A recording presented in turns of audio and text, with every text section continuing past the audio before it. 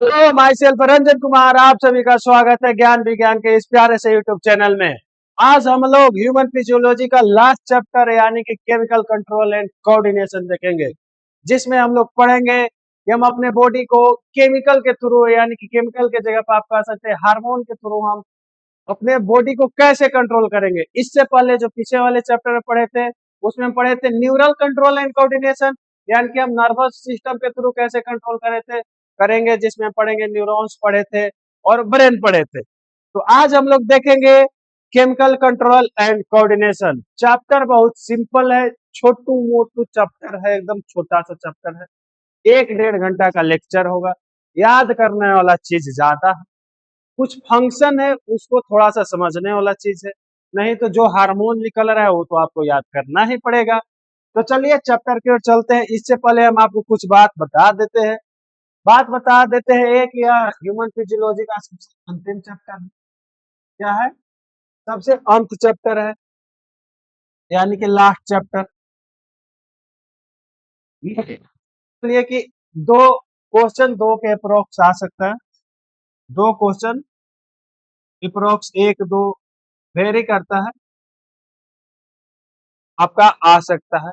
इसीलिए चैप्टर को कम समय में थोड़ा सा पढ़ने से अगर 8 मार्क मिल जाए तो इससे भी कोई बढ़िया चीज है नहीं। तो चलिए चैप्टर की ओर चलते हैं। तो चैप्टर का देखिए, हर एक चैप्टर का मोटिव बताते हैं कि हर एक चैप्टर से हमको कुछ ना कुछ सीखने को मिलता है। इस चैप्टर से हमको क्या सीखने को मिलेगा, ये चैप्टर क्यों बनाया गया है एनसीईआरटी में आखिर। इस चैप्टर में हमको सीखने को मिलेगा कि हम अपने बॉडी को कैसे कंट्रोल करेंगे केमिकल की मदद से। हम अपने बॉडी को कैसे कंट्रोल करेंगे केमिकल के मदद से। केमिकल में हम लोग को क्या पढ़ना है? हार्मोन पढ़ना है। क्या पढ़ना है? हार्मोन। तो इसमें हम क्या क्या पढ़ाएंगे तो देख लो बच्चों। पहला पढ़ाएंगे इंडोक्राइन सिस्टम, जैसे पिछला चैप्टर में पढ़ाए थे नर्वस सिस्टम।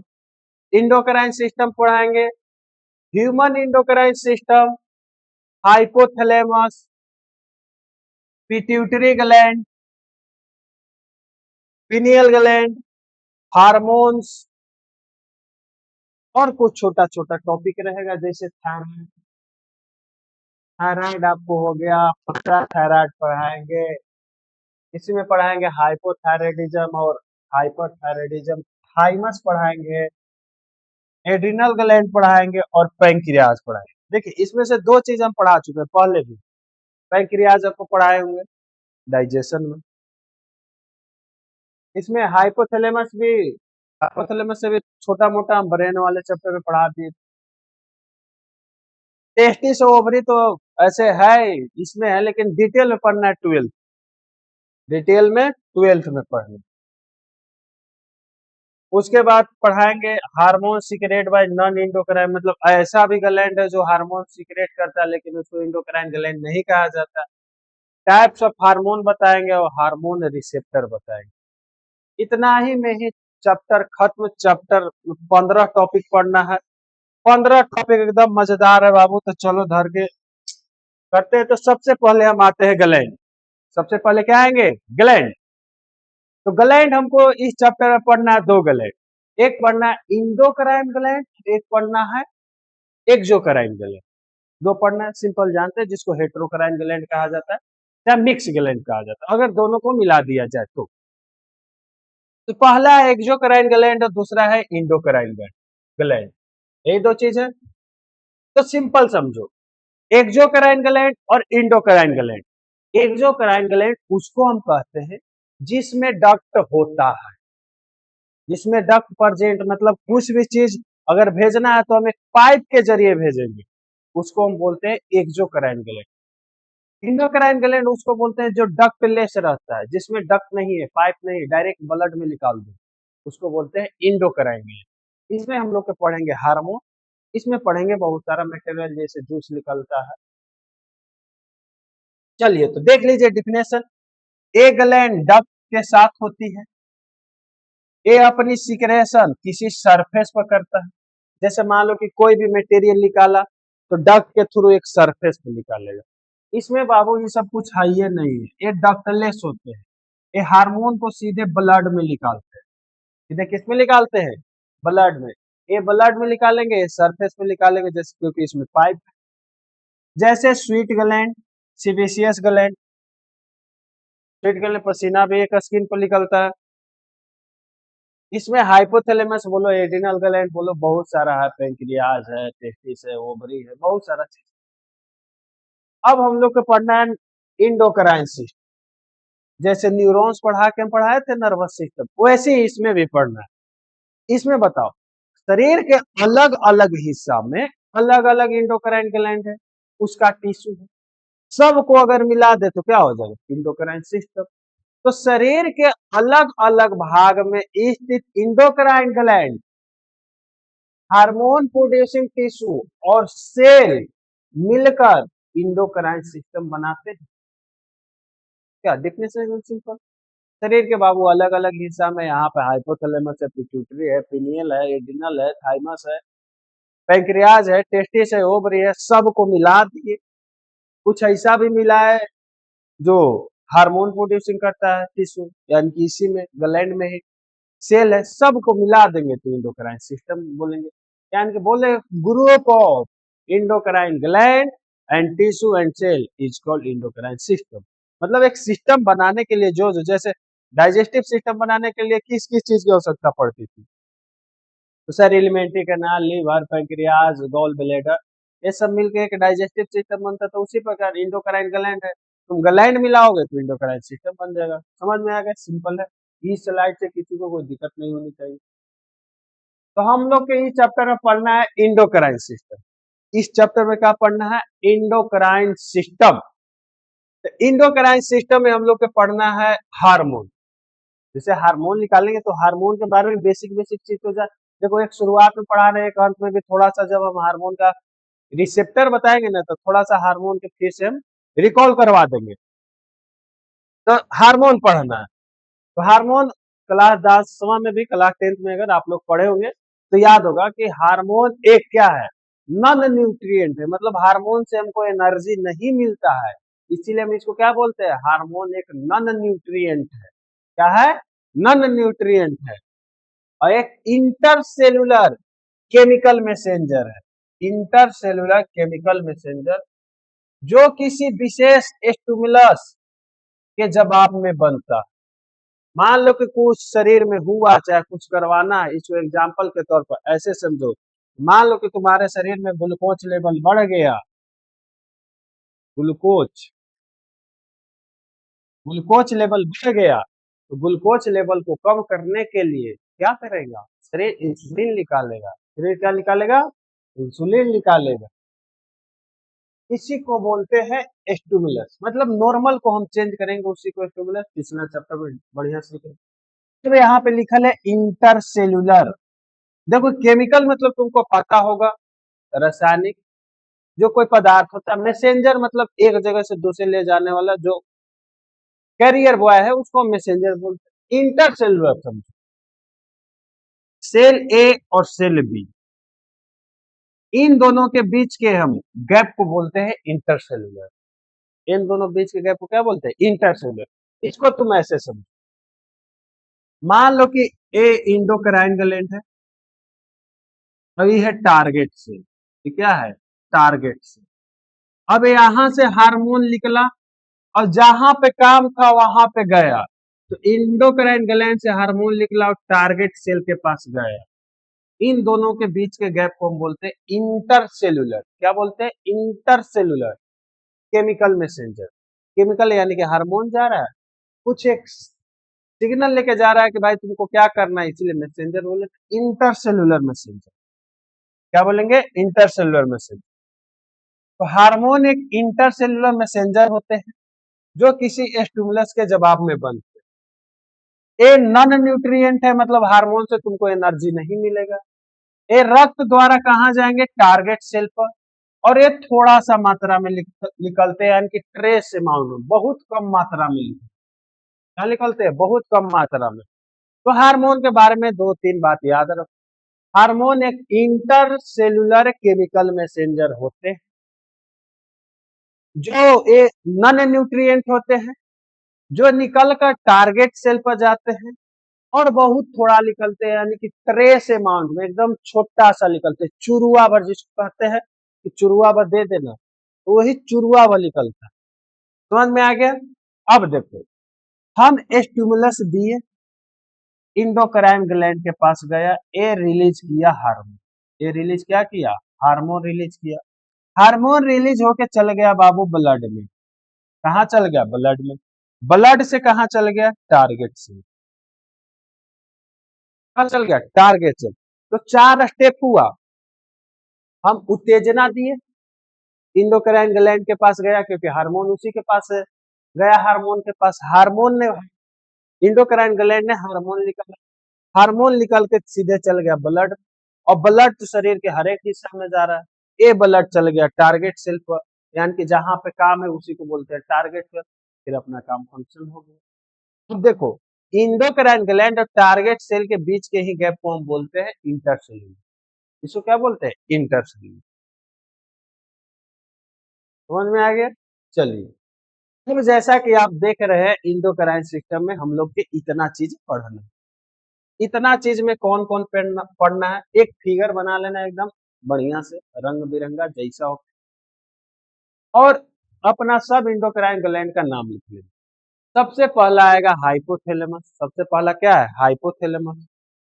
उसके बाद आएगा पिट्यूटरी ग्लैंड, जिसको मास्टर ग्लैंड में कहते हैं, और इसको कंट्रोल मास्टर बोलते हैं।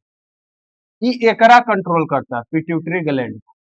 फिर है pineal gland, thyroid and parathyroid, thymus, ovary, pancreas, adrenal gland, placenta. ऐसे तुम लोग को नहीं पढ़ना है, टेस्टिकल, प्लेसेंटा 12th में पढ़।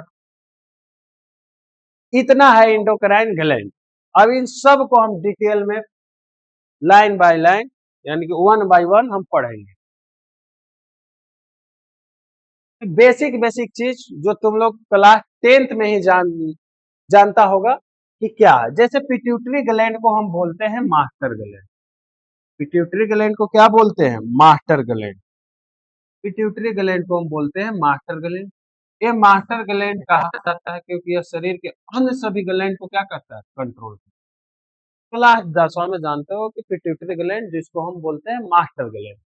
उसके बाद आया हाइपोथैलेमस, इसको हो सकता है कि कोई कोई नहीं जानता हो। इसको बोलते हैं मास्टर कंट्रोल सेंटर। तो क्या बोलते हैं? Master control. मास्टर हम किसको बोल रहे थे? पिट्यूटरी, यानी कि अभी पिट्यूटरी ग्लैंड को कंट्रोल करेंगे। हाइपोथैलेमस को मास्टर कंट्रोल सेंटर कहते हैं क्योंकि यह पिट्यूटरी ग्लैंड को क्या करता है? कंट्रोल। क्या करता है? पिट्यूटरी ग्लैंड को कंट्रोल करता है।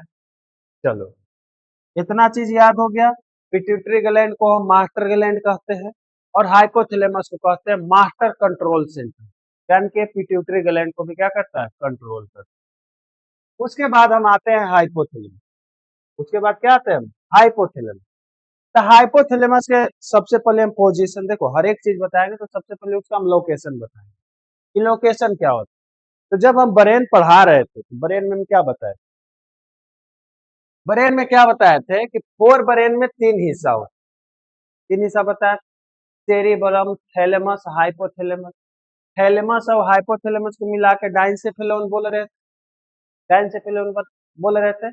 और थैलेमस ऊपर था, हाइपोथैलेमस नीचे था, यानी कि फोर ब्रेन के नीचे जो सबसे बेस में उसको हम क्या बोल रहे थे? हाइपोथैलेमस। और डाइंसेफेलोन के भी नीचे है, क्योंकि डाइंसेफेलोन में 2 था, एक थैलेमस था एक हाइपोथैलेमस था। तो थैलेमस ऊपर और हाइपोथैलेमस नीचे, तो नीचे बेस हो गया। इसीलिए हम क्या बोलेंगे? फोर ब्रेन के डाइंसेफेलोन के बेसल पार्ट में हाइपोथैलेमस क्या होता है? मौजूद है। एकदम सिंपल भाषा में, कोई किताबी भाषा नहीं। फोर ब्रेन और फोर ब्रेन और डाइंसेफेलोन के बेसल पार्ट में हाइपोथैलेमस मौजूद रहता है। बस, हाइपोथैलेमस में न्यूरो सेक्रेटरी सेल होते हैं। अब बताए थे कि बहुत सारा न्यूरो सेक्रेटरी सेल होता है, जैसा कि इसमें देख सकते हो। ये सब क्या है? Neuro secretory cell. इन सेल के समूह को हम न्यूक्लियाई बोलते हैं। देखो, एक तो हम एनसीईआरटी लिखवाएंगे, जो एनसीईआरटी लाइन रहेगा वो लिखवाएंगे, और एकदम सिंपल भाषा। तो हाइपोथैलेमस में न्यूरो सेक्रेटरी सेल होता है, जैसा कि तुम इमेज में देख सकते हो। इन सभी सेल के अगर समूह को बोले तो इसको बोलते हैं न्यूक्लियाई। तो क्या बोलते हैं? न्यूक्लियाई। अब देखो इस इमेज को देखो, नीचे है पिट्यूटरी ग्लैंड, नीचे क्या है पिट्यूटरी ग्लैंड। तो पोस्टेरियर रहेगा, कुछ इंटीरियर रहेगा। जितना भी न्यूरो सेक्रेटरी सेल है सब जा रहा है पोस्टेरियर में। सब कहाँ जा रहा है पोस्टेरियर में। ये सब बात को ध्यान में रखनी है।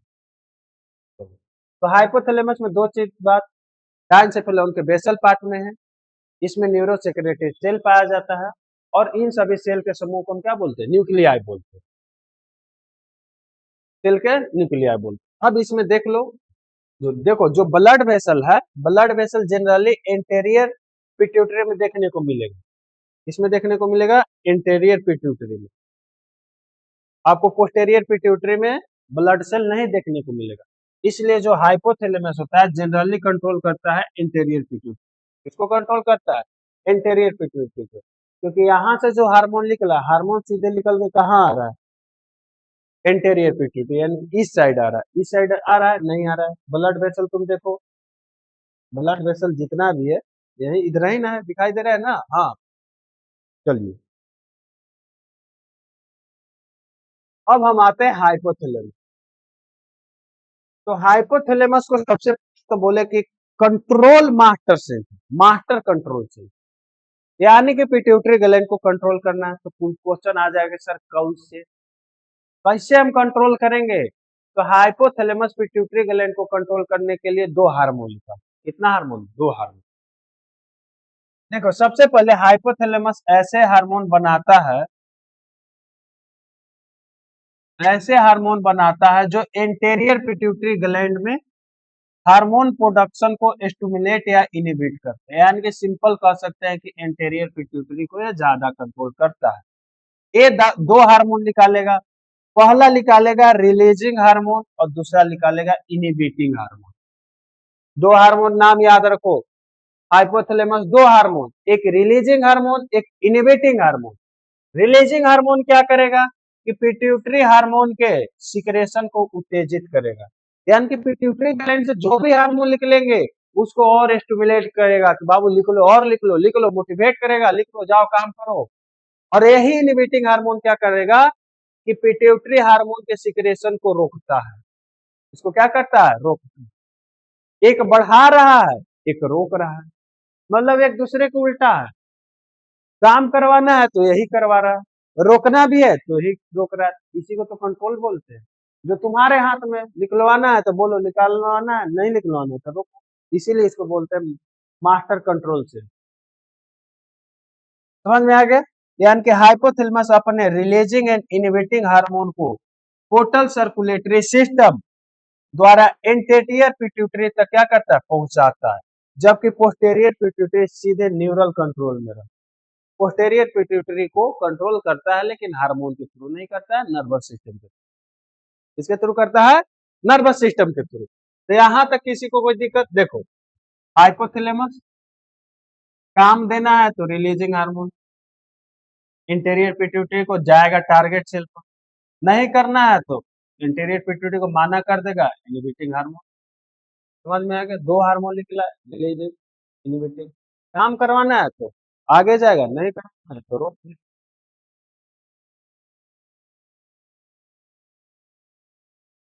इस इमेज में भी देखिए। अच्छा यहाँ पे जो हम पोर्टल सिस्टम बोले, portal circulatory system, portal circulatory system क्या बताता है, जिसमें विदाउट हर्ट रहेगा, मतलब उसमें हर्ट इन्वॉल्व नहीं रहेगा। एक जगह से दूसरा जगह तो ब्लड जाएगा लेकिन बीच में हर्ट नहीं है। जैसे हम हिपैटिक पोर्टल सिस्टम बताए थे कि इंटेस्टाइन से भोजन एब्जॉर्ब होकर कहाँ जाना चाहिए था, इंटेस्टाइन से भोजन एब्जॉर्ब होकर ब्लड में गया था। जैसे इंटेस्टाइन ऐसे ऐसे बताया थे ना, एब्जॉर्ब होकर गया ब्लड वेसल में, ब्लड में चले गया। ए ब्लड सीधे जाना चाहिए था हार्ट में, लेकिन हार्ट में जाने से पहले किस में जाता है, लीवर में। तो यहाँ से निकला, यहाँ बीच में तो हार्ट आया ना, इसी को बोलते हैं पोर्टल सिस्टम। और लीवर में जा रहा था इसीलिए बोलते हैं हिपैटिक पोर्टल सिस्टम। क्या बोल रहे थे, हिपैटिक पोर्टल। अब हम लोग देखो हाइपोथैलेमस खत्म, हाइपोथैलेमस का जो काम था कंट्रोल करना काम था, कंट्रोल अपना किया। अब हम आते हैं पिट्यूटरी ग्लैंड। अब किस पर आते हैं, पिट्यूटरी। तो हर एक चीज का बताया, सबसे पहले लोकेशन बताएंगे, उसके बाद काम बताएंगे, उसके बाद क्या बताएंगे, काम बताएंगे। तो देखो पिट्यूटरी ग्लैंड कहाँ पे, पिट्यूटरी ग्लैंड कहाँ पे, तुम इमेज देख रहे हो। हाँ सर दिखाई दे रहा है, इमेज दिखाई दे रहा है। इसका नाम पढ़ो, सेलाटर्स। ये क्या है, सेलाटर्स। एक बोन के कैविटी होता है, उसको बोलते हैं सेला टर्सी। देखो, पिट्यूटरी ग्लैंड एक स्टॉल्क द्वारा हाइपोथैलेमस से जुड़े होते हैं। अब देखो, स्टॉल्क मतलब ये पिट्यूटरी ग्लैंड है, ये एक ऐसे पाइप है, इसी को बोलते हैं स्टॉल। ऊपर क्या हाइपोथैलेमस, मतलब इसी के थ्रू नहीं, इससे जुड़ा हुआ हाइपोथैलेमस से। तो पिट्यूटरी ग्लैंड एक स्टॉल्क द्वारा हाइपोथैलेमस से जुड़ी होते हैं। एक हड्डी की गुहा यानी कि कैविटी, जिसको सेला टर्सिका के अंदर क्या रहता है, स्थित रहता है। मतलब ये क्या है, सेला टर्सिका। इसको और बढ़िया से देखना है तो अगला इमेज में देखो, दिखाई दे रहा है, जूम कर दे और अब शायद दिखाई दे रहा होगा। ये जो बोन दिखाई दे रहा है, ये कैविटी जो दिखाई दे रहा है, इसी कैविटी को हम बोलते हैं सेला टर्सिका। इसी में मौजूद रहता है पिट्यूटरी ग्लैंड। ऐसे दोनों लोब ऐसे आता है, एक लोब ऐसे रहेगा और एक लोब ऐसे रहेगा, ऐसे जाके फिट हो जाता है। इसी को हम बोलते हैं सेला टर्सिका। क्या बोलते हैं, सेला टर्सिका। टर्सिका क्या बोलते हैं, सेला टर्सिका। समझ में आ गया, एकदम इमेज क्लियर दिखाई दे रहा है ना, कोई दिक्कत नहीं। चलो,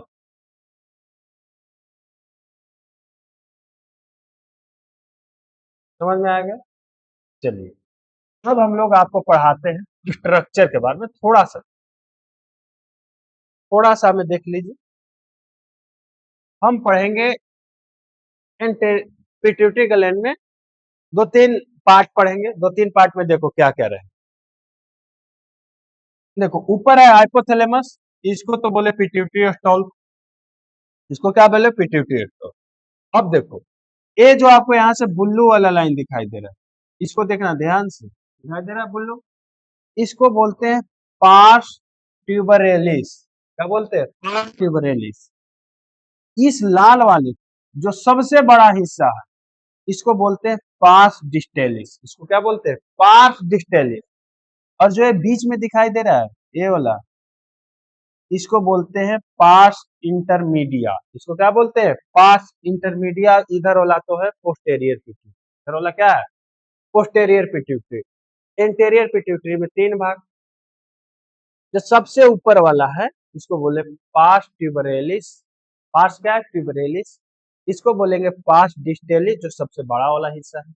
और नीचे वाले को बोलेंगे, यानी कि बीच वाले को बोलेंगे पार्स इंटरमीडिया। क्या बोलेंगे, पार्स इंटरमीडिया।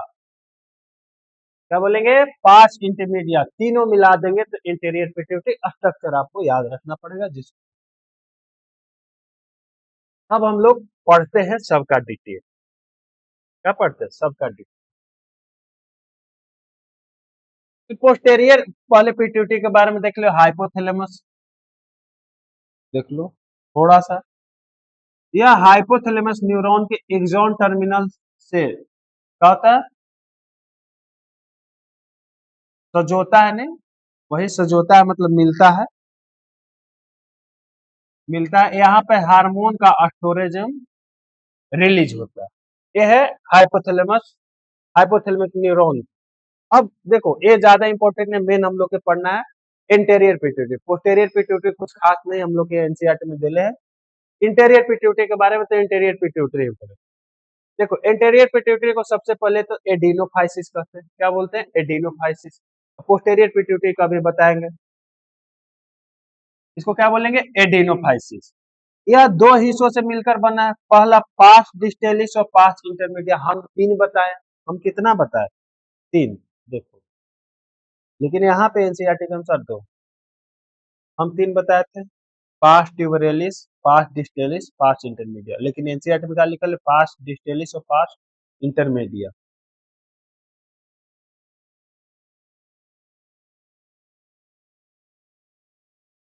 देखिए, तो यह दो हिस्सों से मिलकर बनेगा, एक पास डिस्टेलिस और पास इंटरमीडिया। पास डिस्टेलिस को हम इंटीरियर पिट्यूटरी कह सकते हैं। क्यों कह सकते हैं, कि सबसे बड़ा हिस्सा तो पास इंटरमीडिया ही था, डिस्टेलिस ही था। देख, सबसे बड़ा लाले वाला दिखाई दे रहा है ना, इंटीरियर पिट्यूटरी का सबसे बड़ा भाग क्या है, पास। कह सकते हो जो भाई जिसका सबसे ज्यादा योगदान है उसी का नाम दो, तो सबसे बड़ा योगदान है पास डिस्टेलिस का, पास डिस्टेलिस कहो। मनुष्य में जनरल चीज मनुष्य में पास इंटरमीडिया लगभग पास डिस्टेलिस के साथ क्या हो जाता है, मर्ज हो जाता है। यानी कि जो पास डिस्टेलिस रहता है पास इंटरमीडिया के साथ क्या हो जाएगा, मर्ज हो जाएगा, क्योंकि छोटा सा ये तो हमें मिल जाता है। ये ह्यूमन में होता है। समझ में आ गया इसका लोकेशन। अब हम लोग देखते हैं हार्मोन। और क्या देखते हैं, हार्मोन। तो हार्मोन देखो, सबसे पहले जो छोटा सा है पोस्टेरियर वाला बता देते, ऐसे हम सब बताए हैं आप। इसमें से आपको वैसोपेरेसिन नहीं बताए हैं, एक्सक्रीशन जब बताए थे तो एडीएच हार्मोन। नहीं याद आ रहा है, नहीं याद है। देखो एडीएच का पूरा नाम होता है एंटी ड्यूरेटिक हार्मोन, जो कि हम बताए थे। इसका काम क्या है, पहले तो किडनी पे एक्ट हो, कहाँ पे एक्ट होगा, किडनी पर। डिजिटल कन्वोलेटेड ट्यूब में वाटर और इलेक्ट्रोलाइट के रीअब्जॉर्प्शन में क्या करता है, मदद करता है। और एडीएच की कमी से होगा डायबिटीज इंसिपिडस। दो चीज है जो कि हम पढ़ा दिए थे तो ज्यादा ध्यान नहीं दे। अच्छा दिखाई दे रहा है कि नहीं दिखाई दे रहा है, हाँ दिखाई दे रहा है, कोई दिक्कत नहीं। तो पहला पोस्टेरियर पिट्यूटरी पहला निकालेगा वैसोपेरेसिन, जिसको बोलते हैं एडीएच भी बोलते हैं, एंटी ड्यूरेटिक। क्या बोलते हैं, एंटी ड्यूरेटिक हार्मोन। ये किडनी पे एक्ट करता है, वाटर और इलेक्ट्रोलाइट के रीअब्जॉर्प्शन में क्या करेगा, मदद करेगा। यानी कि शरीर में वाटर और इलेक्ट्रोलाइट की कमी हो जाए तो किडनी के पास जाता है डिजिटल कन्वोलेटेड ट्यूब, वहां से वाटर और इलेक्ट्रोलाइट को क्या करता है, रीअब्जॉर्ब करके फिर से ब्लड में भेज देता है। ये है ऑक्सीटोसिन। ये क्या है, ऑक्सीटोसिन। ऑक्सीटोसिन समझने लगे। ऑक्सीटोसिन कॉन्ट्रेक्शन में मदद करता है, जनरली फीमेल में उपयोग होता है। प्रसव यानी कि जब चाइल्ड बर्थ होता है, यानी कि जब कोई एक प्रेग्नेंट वुमेन एक बर्थ को बेबी को जन्म देता है, तो उसके समय जो मायोमेट्रियम है उसमें क्या चाहिए, कॉन्ट्रेक्शन चाहिए। कॉन्ट्रेक्शन होता है तो बेबी बाहर जाता है, तो उस समय ऑक्सीटोसिन निकलता है। और एक मेंस्ट्रुअल साइकिल के समय जब पेट दर्द होता है तो उसमें भी ऑक्सीटोसिन का रोल होता है। तो चाइल्ड बर्थ के समय यूट्रस में फिगरस क्या होता है, कॉन्ट्रेक्शन होता है। और मेमेरी ग्लैंड से दूध निकालने के लिए, जैसे कोई फीमेल है तो बच्चे को अगर दूध पिलाना है तो मेमेरी ग्लैंड में कॉन्ट्रेक्शन होता है, ताकि दूध कहाँ चल जाए, बाहर चल जाए और बेबी उसको फीड कर सके। ये दो काम में आएगा, पहला चाइल्ड बर्थ के समय, दूसरा मेमेरी ग्लैंड के समय। तो क्या होगा, समय उपयोग होगा। तो पोस्टेरियर खत्म। पहला सर ऑक्सीटोसिन कॉन्ट्रेक्शन यानी कि संकुचन कराने में मदद करेगा। दूसरा है वैसोप्रेसिन, जिसको एडीएच भी बोलते हैं, देखो इसको क्या बोलते हैं, एडीएच भी बोलते हैं। एडीएच का काम है कि अगर शरीर में वाटर और इलेक्ट्रोलाइट की कमी हो जाए तो ये किडनी के पास जाता है, और किडनी में डिजिटल कन्वोलेटेड ट्यूब से वाटर और इलेक्ट्रोलाइट को क्या करता है, रीअब्जॉर्ब करके फिर से किसमें भेज देता है, ब्लड। पढ़ना है हम लोग के सबसे इंपॉर्टेंट इंटीरियर पिट्यूटरी। सबसे क्या है, इंटीरियर पिट्यूटरी। तो पहले नाम याद रखो, फिर सबका काम याद रखो। दिखाई दे एकदम बहुत बढ़िया, झमाझम है बाप। तो पहला है प्रोलैक्टिन। पहला क्या है, प्रोलैक्टिन रिलीजिंग हार्मोन। पहला प्रोलैक्टिन रिलीजिंग हार्मोन। दूसरा ग्रोथ हार्मोन। दूसरा क्या है, ग्रोथ हार्मोन। तीसरा ल्यूटिनाइजिंग हार्मोन। तीसरा क्या है, ल्यूटिनाइजिंग हार्मोन। चौथा फॉलिकल स्टिमुलेटिंग हार्मोन। चौथा फॉलिकल स्टिमुलेटिंग हार्मोन। छठा थायराइड स्टिमुलेटिंग हार्मोन। क्या हो गया, thyroid stimulating hormone. Adrenocorticotropic hormone. Adrenocorticotropic hormone. और अगला है मेलेनोसाइट स्टिमुलेटिंग हार्मोन। सबका पहले नाम पढ़ो, नाम पढ़ना आना चाहिए। Prolactin, growth hormone, luteinizing hormone, follicle stimulating hormone, thyroid stimulating hormone, adrenocorticotropic hormone एवं मेलेनोसाइट स्टिमुलेटिंग हार्मोन। सबका नाम याद हो गया, नाम याद। अब सबका काम पोस्टेरियर पिट्यूटरी का तो यहीं पे हम काम बता दिए, काम यहीं पे बता दिए ना। अब इसका काम है, इसका काम हम अभी बता दें। जिनको उतारना है उतार लीजिए।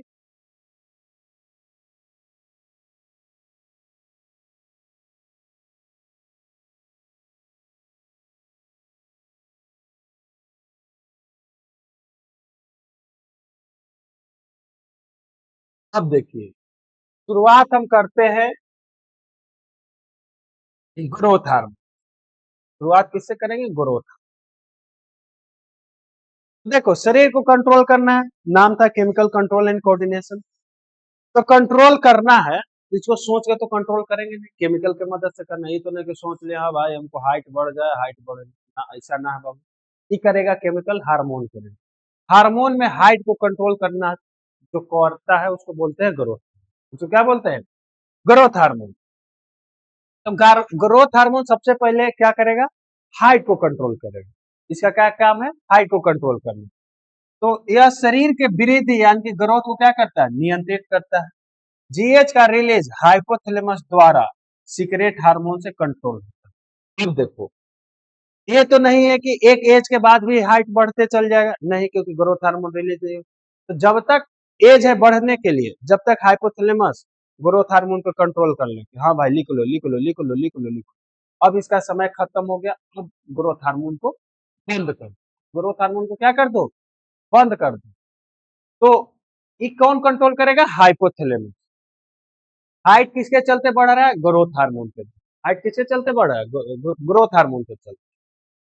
ग्रोथ रिलीजिंग हार्मोन क्या करेगा कि ग्रोथ सिक्रेशन को क्या करेगा? स्टिमुलेट करेगा। वहीं पे सोमैटोस्टैटिन क्या करेगा? इनहिबिट करेगा। ग्रोथ हार्मोन को क्या करेगा? इनहिबिट करेगा, यानी कि रोकेगा। एक बढ़ा रहा है तो एक रोक रहा है। और सब कौन करवा रहा है? तो सब ये बाबू ये बैठल है हाइपोथैलेमस। सब कौन कर रहा है? हाइपोथैलेमस। हाइपोथैलेमस कह रहा है कि स्टिमुलेट करो तो स्टिमुलेट कर रहा है, कह रहा है कि रोको तो रोको। इसमें हाइट बढ़ेगा, इसमें हाइट रुक जाएगा। अब इसमें तुम लोग के दो कंडीशन पाए। कितना कंडीशन? दो। अगर ग्रोथ हार्मोन कम निकले तो कौन सा डिसऑर्डर हो? तो मान लो कि मेरा हाइट, मान लो कि बच्चा में तो ग्रोथ हार्मोन ना निकला तो हम मेरा हाइट इतना होता नहीं, हम बौना रह जाते। तो ग्रोथ हार्मोन अगर लो सिक्रेशन होगा तो उसको बोलते हैं ड्वार्फिज्म। क्या बोलते हैं? ड्वार्फिज्म, जिसको हिंदी में बोलते हैं बौनापन। क्या बोलते हैं? बौनापन। यानी कि निकलबे न किया ग्रोथ हार्मोन। अब देखो ज्यादा निकल जाए तो क्या होगा? अगर एबनॉर्मल ग्रोथ हुआ, एबनॉर्मल ग्रोथ हुआ मतलब नॉर्मल हाइट से ज्यादा हो जाए, नेचर ने ऐसा नहीं दिया लेकिन निकल गया। अगर बच्चा में निकले, बच्चा में मतलब अगर मान लो कि आपका हाइट बढ़ने वाला एज है, अगर उस समय ज्यादा निकल जाए तो उसको बोलते हैं गाइगेंटिज्म। गाइगेंटिज्म या जाइगेंटिज्म, कुछ भी बोलिए, एनसीईआरटी में निकल जाइगेंटिज्म। जाइगेंटिज्म।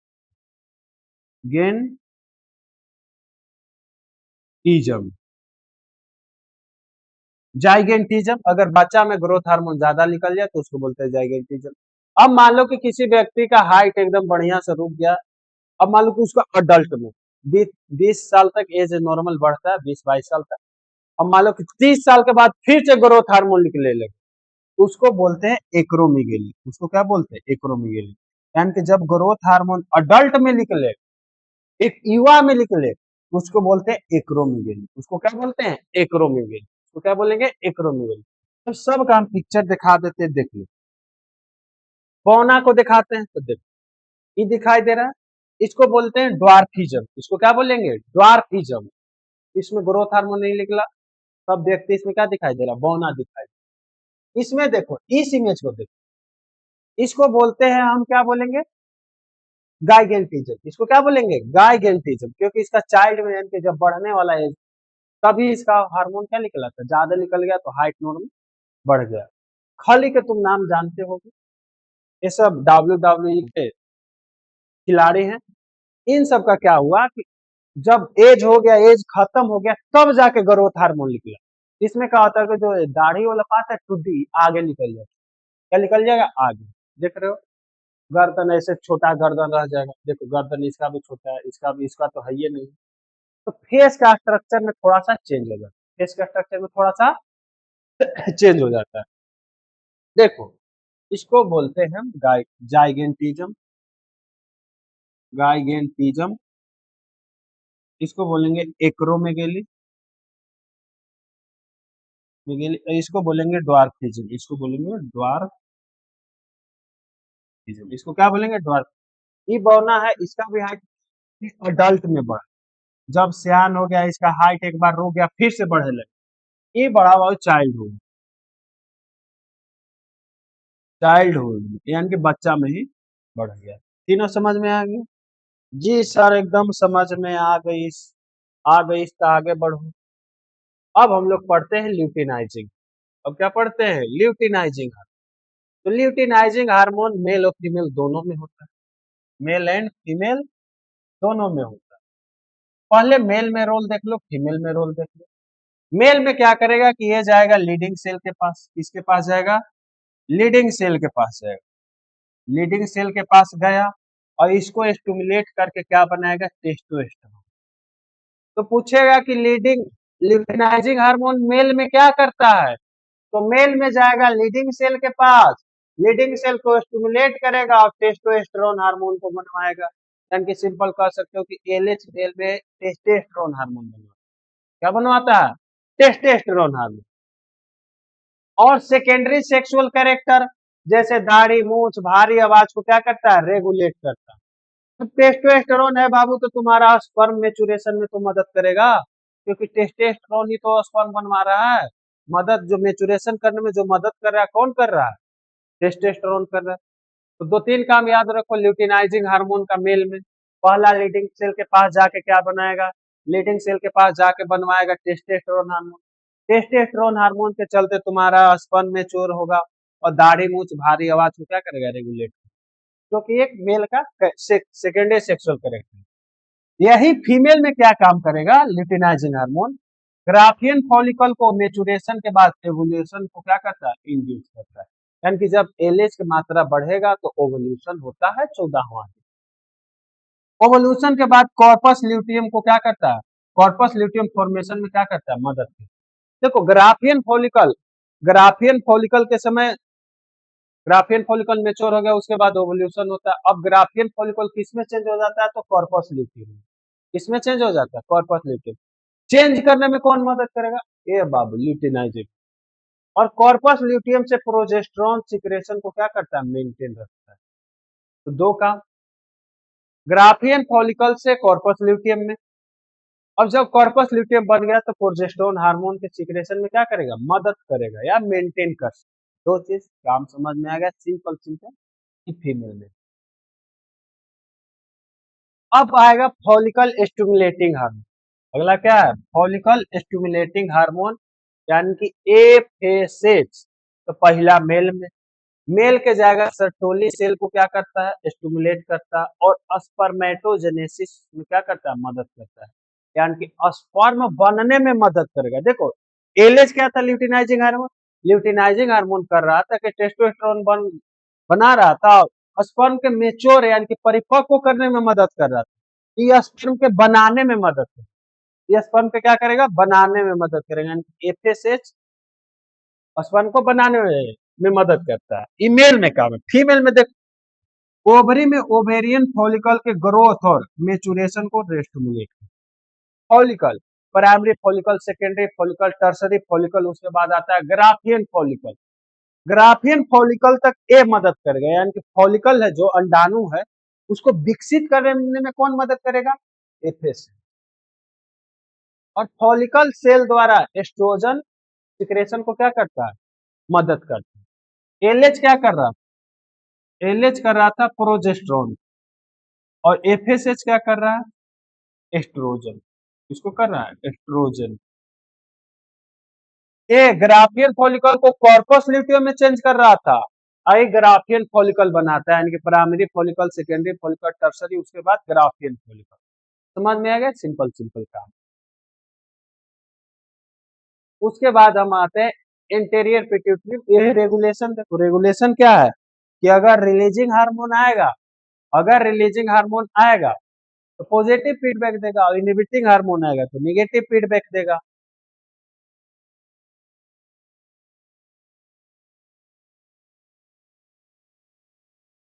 दिक्कत नहीं, नहीं दिक्कत नहीं होनी चाहिए।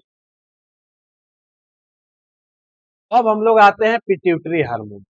पिट्यूटरी हार्मोन में हम आते हैं प्रोलैक्टिन। प्रोलैक्टिन है, क्या करेगा? मिल्क बनाने में मदद करेगा। चाइल्ड बर्थ के बाद, यानी कि जब बच्चे का जन्म हो जाता है तो मिल्क प्रोडक्शन में क्या करता है? मदद। मेमोरी ग्लैंड की ग्रोथ एंड डेवलपमेंट को क्या करता है? रेगुलेट। जैसे मान लो कि मेल के लिए नहीं है भाई, ओनली होता है फीमेल के लिए। ये नहीं कि तुम मेल में ही मिल्क बनवाने लगो, ओनली फॉर फीमेल्स। ये फीमेल में निकलता है प्रोलैक्टिन हार्मोन।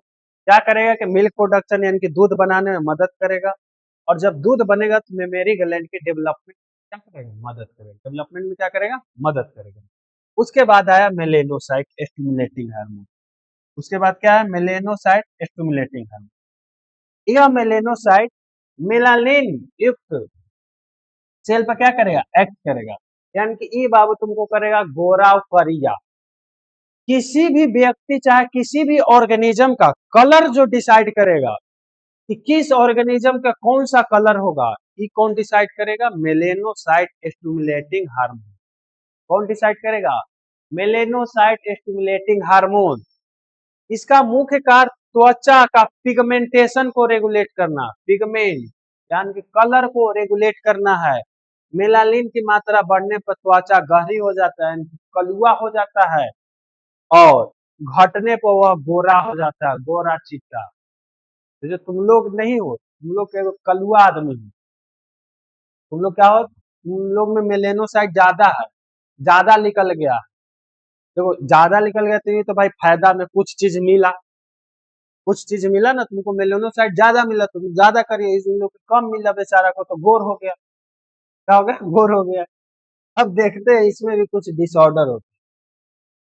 देखो पहला पढ़ेंगे मेलालेज। पहला क्या पढ़ेंगे, मेलालेज। इसमें दिखाई दे रहा है एकदम कलुआ आदमी, दो एकदम कलुआ आदमी, तो हमको सबसे एकदम मतलब आथू करने का मन कर रहा है, इतना देखने में सुंदर है। तो ये होठ इसका है ना, मतलब आथू, पसंद ही नहीं, शक्लें पसंद नहीं बेचारे।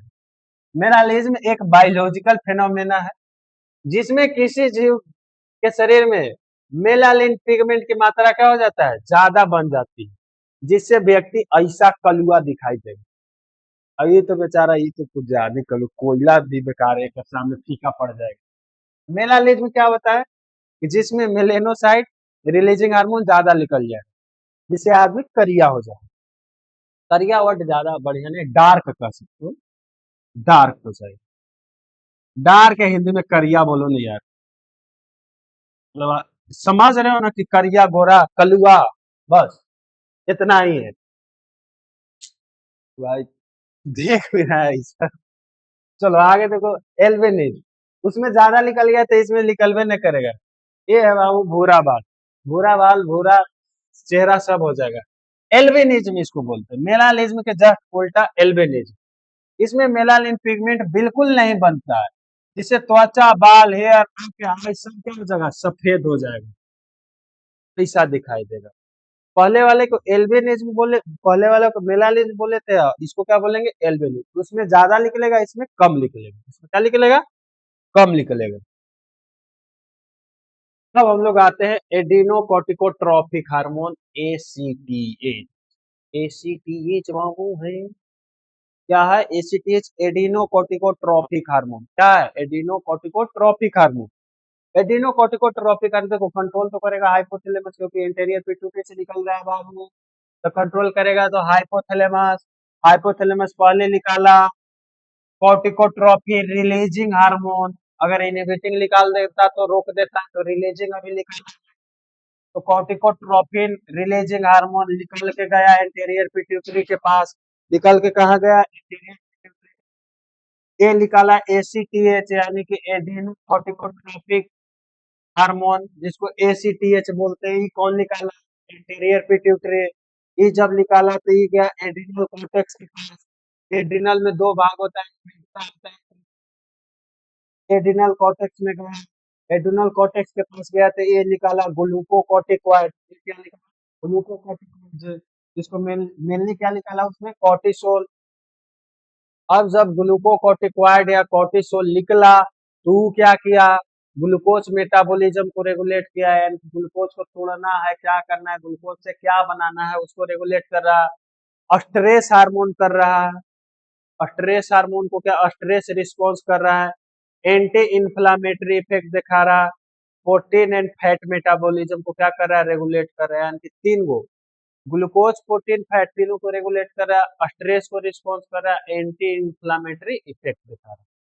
दिक्कत ना, दिक्कत नहीं होनी चाहिए, दिक्कत नहीं होनी चाहिए। चलो तो हो गया। देखो हाइपोथैलेमस, हाइपोथैलेमस निकाला सीआरएच, सीआरएच गया इंटीरियर पिट्यूटरी के पास, ये निकाला एसीटीएच, एसीटीएच गया एड्रिनल कॉर्टेक्स के पास, एड्रिनल कॉर्टेक्स से निकला ग्लूको एस्टिरॉइड हार्मोन, क्या निकला ग्लूको एस्टिरॉइड, जिसको ग्लूको कॉर्टिकॉइड भी कहते हैं, मेनली कॉर्टिकॉइड। अब हम लोग आते हैं पीनियल ग्लैंड। क्या है पीनियल ग्लैंड?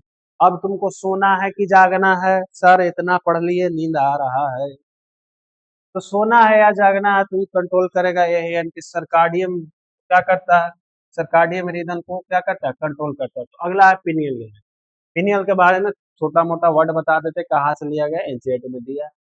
पिनियल ग्लैंड लिया गया पिनियल शब्द से, जो कि एक लैटिन वर्ड है, पिनिया से लिया गया। इसका अर्थ होता है पाइन, यानी कि चीड़ के फल जैसा। अब चीड़ का फल कैसा होता है तो देख लो, ये देख रहे हो, दिस इज द चीड़ का फल, इसको बोलते हैं पाइन कोन।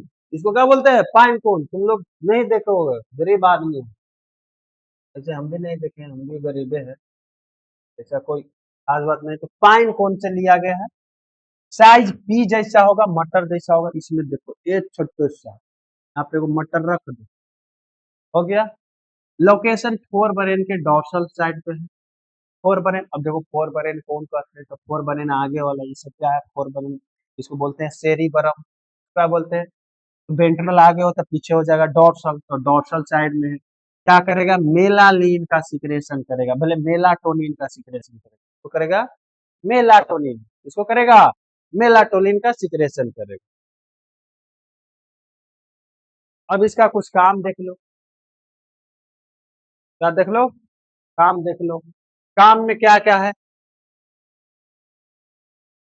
देखो काम क्या, फंक्शन ऑफ मेलाटोनिन क्या है, फंक्शन ऑफ मेलाटोनिन। तो पहला, बॉडी क्लॉक पिगमेंटेशन को रेगुलेट करेगा। बॉडी क्लॉक पिगमेंटेशन मतलब, अरे सिंपल, इसका एक काम समझो, ये हमको सूतने और जगने में मदद करेगा। तुम रात होते ही क्यों सूत जा रहे हो, क्योंकि निकल रहा है मेलाटोनिन।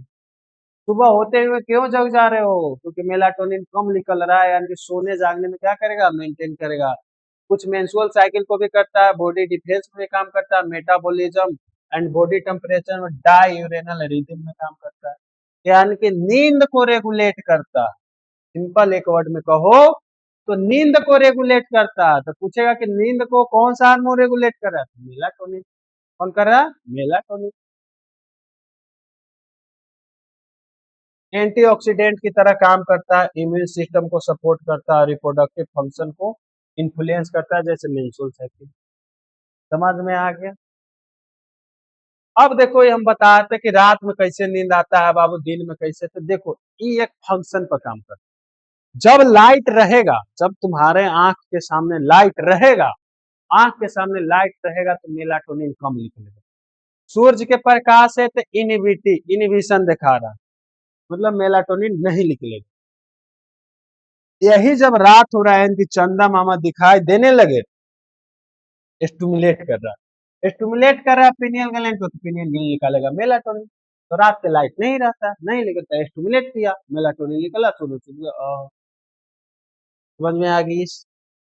अगर मेलाटोनिन कम सिक्रेशन होता है तो व्यक्ति को नींद आने में दिक्कत होता है, जिसको बोलते हैं इंसोमिया।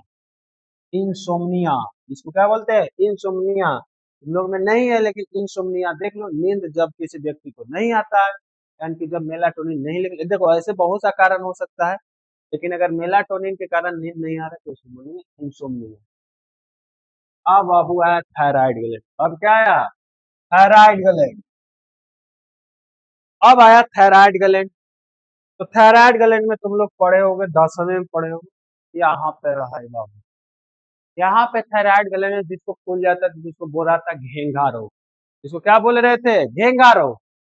तो पहले लोकेशन, हर एक चीज का लोकेशन, थायराइड ग्लैंड गर्दन में, गर्दन में, हाथ में नहीं होता है, गर्दन में होता है। थायराइड ग्लैंड गर्दन में ट्रैकिया के सामने स्थित होता है। कहाँ है, ट्रैकिया के सामने स्थित होता है। लोकेशन पता चल गया। अब देखो, थायराइड के जस्ट पीछे रहता है पैराथायराइड, थायराइड के जस्ट पीछे क्या रहता है पैरा। अब थायराइड में दो लोब रहते हैं। कितना लोब? दो लोब। एक लोब इधर ई वाला दिखाई जो दे रहा है, और एक लोब ई वाला, इसको बोलते हैं थायराइड। इसको जो जोड़ रहा है ऐसे, अलग कलर से दिखाते हैं, इसको जो जोड़ रहा है ऐसे, इसको बोलते हैं इस्थमस। इसको क्या बोलते हैं? इस्थमस। इसको क्या बोलेंगे? इस्थमस बोलेंगे। यानी कि इस्थमस एक कनेक्टिव टिश्यू है जो थायराइड ग्लैंड के दोनों लोब राइट और लेफ्ट को क्या कर रहे हैं? जोड़ रहे हैं। यानी कि राइट लोब और लेफ्ट लोब को जो जोड़ रहा है उसी को तो बोलते हैं हम इस्थमस। इसको क्या बोलते हैं? इस्थमस। अब अगर हम इसको जूम करके देखेंगे तो ऐसा सेल दिखाई देगा। इसमें देखेंगे, इसको बोलेंगे फॉलिकल। नाम याद रखना पड़ेगा, इसमें समझाने वाला बात नहीं है। ब्लड कैपिलरी है, स्ट्रोमल टिश्यू है, फॉलिकुलर टिश्यू है, और एक रहता है सी सेल। तो क्या बोलेंगे? सी सेल। सी सेल क्या करेगा कि कैल्सिटोनिन क्या बनाता है? कैल्सिटोनिन। समझ में आ गया? ये स्ट्रक्चर याद करने वाला चीज है, इसमें समझाने वाला मतलब सी सेल का जो काम है ये निकालता है कैल्सिटोनिन। ये क्या निकालता है? कैल्सिटोनिन। अब हम कैल्सिटोनिन का काम दिखा देते हैं। देखो ऐसा एक बना लो, एकदम फिर एकदम जबरदस्त फिगर। ये है बाबू निकाला हाइपोथैलेमस, बोले ऐसे आएगा, ये जाएगा थायराइड के पास, निकालने का T3 T4। अभी बताते हैं T3 T4 है कैल्सिटोनिन। ये बनाने लायक फिगर अंत में अभी समझा देंगे, देख लो। हो गया। अब बाबू आया थायराइड ग्लैंड। क्या है? थायराइड। तो सबसे पहले हम सी सेल का तुम लोग को काम बताते हैं। सबसे पहले सी सेल है। सी सेल निकालेगा थायरायोकैल्सिटोनिन। थायराइड से निकल रहा है तो थायरायोकैल्सिटोनिन। ये क्या क्या काम करता है कि ब्लड में कैल्शियम लेवल को कम करता है। तो ब्लड में से कैल्शियम क्यों भाई निकाल लिया? बताओ, तुम लोग खुद बताओ। और अगर पूछ दे कि निकाल लिया तो भेजा कहाँ? निकाल के कहाँ भेजा? शरीर से बाहर भेज दिया कि कोई और जगह भेजा? क्योंकि लिखा है कि यह ब्लड से कैल्शियम लेवल को कम करता है, यानी ब्लड में जो कैल्शियम लेवल है, जितना कैल्शियम पाया जा रहा है उसको कम कर रहा है। एक कम करके वहां से निकाल के भेज देता है बोन में। निकाल के कहाँ भेजेगा? बोन में। अगर ज्यादा हो गया तो किडनी के थ्रू बाहर भेजेगा। किडनी के थ्रू कहाँ भेजेगा? बाहर भेजेगा। सेफ्टी पोजीशन को बोन में प्रमोट करता है। अब देखो, अब कैल्सिटोनिन से तुम्हारा हड्डी मजबूत होगा, क्योंकि ब्लड से निकाल के कहाँ भेज रहा है? हड्डी में, तो तुम्हारा हड्डी मजबूत हो जाएगा। ज्यादा हो जाएगा तो किडनी के थ्रू बाहर भेज देगा, किडनी के थ्रू बाहर।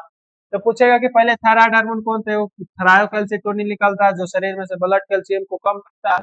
यह कैल्शियम निकाल के बोन में भेज देता है, जिससे बोन का स्ट्रेंथ क्या हो जाता है? मजबूत। मेन चीज तुम लोग के ये पढ़ो, मेन चीज ये पढ़ो। ये दो प्रकार के निकालेगा हार्मोन। फार्मूला देख रहे हो? इसमें आयोडीन देखो, आई मतलब आयोडीन। एक आयोडीन, दो आयोडीन, तीन आयोडीन। इसमें देखो, एक आयोडीन, दो आयोडीन, तीन आयोडीन, चार आयोडीन। हो गया। तीन आयोडीन है तो इसको बोलेंगे ट्राई। तीन है तो ट्राई। आयोडीन है तो आयोडो बोलेंगे। और थायरोनिन हार्मोन निकालता है थायराइड ग्लैंड। ट्राई आयोडीन, नाम याद है। तीन आयोडीन तो ट्राई आयोडो थायरोनिन।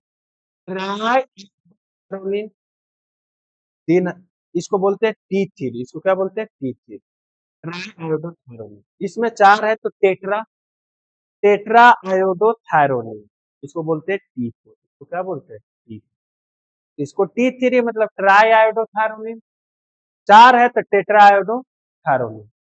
इसको फार्मूला लिखना, फार्मूला लिख लीजिएगा, सिंपल है। हम लोग के एनसीईआरटी में फार्मूला नहीं है, बस T3 और T4 का नाम है। ट्राई आयोडो थायरोनिन और टेट्रा आयोडो थायरोनिन। हो गया। अब सबके काम देखते, सबका क्या देखते हैं? काम देखते। देखो, रिलीजिंग और इनहिबिटिंग वही हाइपोथैलेमस। हाइपोथैलेमस जाएगा थायराइड, थायराइड के पास ऐसे जाएगा। अगर इनहिबिटिंग करना है तो इसी को फिर रोकेगा। तो देखो, T3 एंड T4 का काम देखो। T3 सबसे पहले बेसल मेटाबॉलिक रेट को क्या करेगा? कंट्रोल करेगा। यानी कि बेसल मेटाबॉलिक रेट को बढ़ाता है, ये हार्मोन बॉडी के एनर्जी यूटिलाइजेशन को रेगुलेट करता है। अब देखो क्वेश्चन आएगा कि बेसल मेटाबॉलिक रेट क्या है? बेसल मेटाबॉलिक यानी कि BMR. What is sir BMR? तो बीएमआर है शरीर को चलाने के लिए मिनिमम एनर्जी जितना चाहिए उसी को बोलते हैं बीएमआर। उसी को क्या बोलेंगे? बीएमआर। यानी कि मिनिमम एनर्जी रिक्वायर्ड एनर्जी। अच्छा तुम लोग हिंदी मीडियम हो ना, तुम याद है ना रहते इंग्लिश मीडियम। शरीर को चलाने के लिए शरीर को शरीर को चलाने के लिए न्यूनतम एनर्जी को आप बीएमआर बोल सकते हैं। यानी कि शरीर कितना एनर्जी यूज करेगा इसी को बोलते हैं बीएमआर। इसीलिए यहाँ पे लिखल है कि यह हार्मोन बॉडी के एनर्जी यूटिलाइजेशन को रेगुलेट करता है। यानी कि शरीर कितना एनर्जी का उपयोग करेगा यही रेगुलेट करेगा। दूसरा काम है प्रोटीन, फैट, कार्बोहाइड्रेट मेटाबॉलिज्म को रेगुलेट करता है। देखो यहाँ पे मेटाबॉलिज्म बार बार हम उपयोग कर रहे हैं इसलिए मेटाबॉलिज्म बता दे रहे हैं। What is the metabolism? Metabolism दो वर्ड से बना है। अच्छा ये हटा दें, हटा दे रहे हैं। 1 2 3 गायब, गायब को। चलो मेटाबॉलिज्म को हम बोलेंगे केटा, बोलेंगे नहीं बता रहे हैं, केटाबॉलिज्म एंड एनाबॉलिज्म। एनाबोलिज्म देखो केटा मतलब होता है टूटना, केटा मतलब होता है टूटना, और एनाबोलिज्म मतलब होता है जुटना। एनाबोलिज्म मतलब जुटना। यानी कि शरीर में दो चीज हो रहा है, जुट भी रहा है टूट भी रहा है। मतलब एक तरफ से कह सकते हो कि रिएक्शन हो रहा है, रिएक्शन में टूटता भी है जुटता भी है। तो टूट रहा है तो केटाबोलिज्म, मिल रहा है तो एनाबोलिज्म। अब टूटने और जुटने को दोनों को अगर एक साथ मिला देंगे तो उसको बोलेंगे मेटाबॉलिज्म। क्या बोलेंगे? मेटाबॉलिज्म। यानी कि combination of catabolism and anabolism is called the metabolism. इसको क्या हो जाएगा? मेटाबॉलिज्म। यानी कि इसको ऐसे भी बोल सकते हैं कि शरीर में जो भी मेटाबॉलिक रिएक्शन हो रहा है उसको बोलते हैं मेटाबॉलिज्म। क्या बोलते हैं? मेटाबॉलिज्म। तो फैट को तोड़ना है चाहे जोड़ना है, प्रोटीन, प्रोटीन से क्या क्या बनेगा, फैट से क्या क्या बनेगा, कार्बोहाइड्रेट से क्या क्या बनेगा, इस सबको अगर रेगुलेट करेगा तो इसी को हम क्या बोलते हैं? मेटाबॉलिज्म। बीएमआर तो बता शरीर के एनर्जी यूटिलाइजेशन को कंट्रोल करेगा। अब हम आते हैं हाइपरथायराइडिज्म। हाइपो अगर बबुआ ज्यादा निकल जाए, भले कम निकले, सबसे पहले कम निकले। अगर थायराइड कम निकले, थायराइड हार्मोन कम निकले तो क्या क्या होगा? तो पहला सिम्टम है अधिक आलस होगा। एकदम ऐसो तुम लोग आलसी हो, और ज्यादा आलस हो जाओगे। मेंटल रिटार्डेशन होगा, गले में सूजन, यहाँ पे देखते हो जिसको ग्वाइटर, अब इसको बोल सकते हो कि आयोडीन के कमी से भी होता है। देखो जितना भी हम बताया, टेट्रा बताया चाहे ट्राई बताया, सब में आयोडीन था। ट्राई में 3 था, टेट्रा में 4 था। बिना आयोडीन के तो सब बनेगा नहीं। तो अगर आयोडीन की कमी हो जाएगा तो सब हार्मोन भी नहीं बनेगा। जैसे ट्राई आयोडोथायरोनिन नहीं बनेगा, टेट्रा आयोडोथायरोनिन नहीं बनेगा, आयोडीन की कमी रहेगा नहीं होगा। तो इसके कारण क्या होता है कि ग्वाइटर हो जाता है। इसके कारण क्या हो जाएगा? ग्वाइटर। जिसे गला ऐसे सूज जाता है। अभी दिखाएंगे, देख ही लो, बाद में क्या दिखाए, ऐसा दिखाई दे ये है। याद है हमको तो ना देखने में बन रहा है बाबू, आंख कमजोर है। सिंपल याद रखना, गले में सूजन हो जाएगा, ठंड ज्यादा लगेगा, मेटाबॉलिक रेट कम हो जाएगा। ऐसे बताया कि थायराइड ग्लैंड सब मेटाबॉलिज्म को रेगुलेट करता है। अगर चिल्ड्रेन में हो जाए, चिल्ड्रेन में इसमें समझो प्रेग्नेंट वोमेन में सिंपल होता है। प्रेग्नेंट वोमेन में अगर हो के उसका इफेक्ट उसका बेबी पर भी दिखाई देता है। इसलिए जो भी प्रेग्नेंट वोमेन है उन सबको कहिए कि आयोडीन युक्त नमक खाइए, टाटा नमक खाइए, यानी कि वैसा नमक खाइए जिसमें आयोडीन पाया जाए। उनमें अगर होता है तो उसको व्यक्ति को कहते हैं क्रेटिनिज्म। उसमें क्या होता है कि व्यक्ति मेंटल रिटार्डेशन, फिजिकल ग्रोथ रुक जाएगा, मेंटल डेवलपमेंट बहुत कम होगा, मेंटल डेवलपमेंट बहुत कम होगा, सिंपल बोल सकते हैं कि मेंटल रिटार्डेशन हो जाएगा, मेंटल रिटार्डेशन क्या हो जाएगा, मेंटल रिटार्डेशन, पगला हो जाएगा, पगला नहीं मतलब बढ़िया से उसका दिमाग काम नहीं, ये है बाबू, दिस इज द क्रिएटिनिज्म, क्या है, क्रिएटिनिज्म, इसको बोलेंगे क्रिएटिनिज्म, इसको बोलेंगे ग्वाइटर, इसको क्या बोलेंगे ग्वाइटर। अब ज्यादा निकल जाए तो, ज्यादा निकल जाए तो वही बढ़ जाएगा, बेसल मेटाबॉलिक कंट्रोल कर रहा था तो बढ़ जाएगा, क्या हो जाएगा, बढ़ जाएगा, किस कंडीशन को, जब थायराइड ग्लैंड जरूरत से ज्यादा T3 और T4 बनाता है, इसको बोलते हैं हाइपरथायराइडिज्म। इस डिफिनेशन में क्या था कि कम बनाएगा, इस डिफिनेशन में क्या, इसमें क्या बनेगा, कम बनेगा, देख लो, थायराइड ग्लैंड T3 T4 कम मात्रा में प्रोड्यूस होता है, इस स्थिति को बोलते हैं हाइपो, और इस स्थिति को हम क्या बोलते हैं, हाइपो। इसमें क्या होगा, कम निकल रहा है तो इंक्रीज हार्ट रेट हो, भले ज्यादा निकलेगा हार्ट रेट बढ़ जाएगा, ज्यादा पसीना लेके निकलेगा, वजन घट जाएगा जिसको वेट लॉस, नर्वसनेस एग्जाइटी हो जाएगा, आंख बाहर निकल जाएगा जिसको ग्रेव डिजीज, ऐसे हो जाएगा, आंख एकदम तड़ेड़ लेगा, समझ में आ गया, देखो ऐसे आंख तड़ेड़ लेगा, और भैया ऐसे आंख इसको बोलते हैं ग्रेव डिजीज, तो क्या बोलते हैं, ग्रेव डिजीज, लिखा हुआ है कहीं पे, पूछेगा कि थायराइड हार्मोन ज्यादा निकलता है तो इसको बोलते हैं ग्रेव डिजीज, बोलते हैं ग्रेव डिजीज, इसका बोलेंगे ग्रेव डिजीज। अब हम लोग आते हैं पैराथायराइड पर, तो पैराथायराइड का फिगर बनाइए, थायराइड के जो पीछे है उसको बोलेंगे पैरा, उसको क्या बोलेंगे, पैराथायराइड।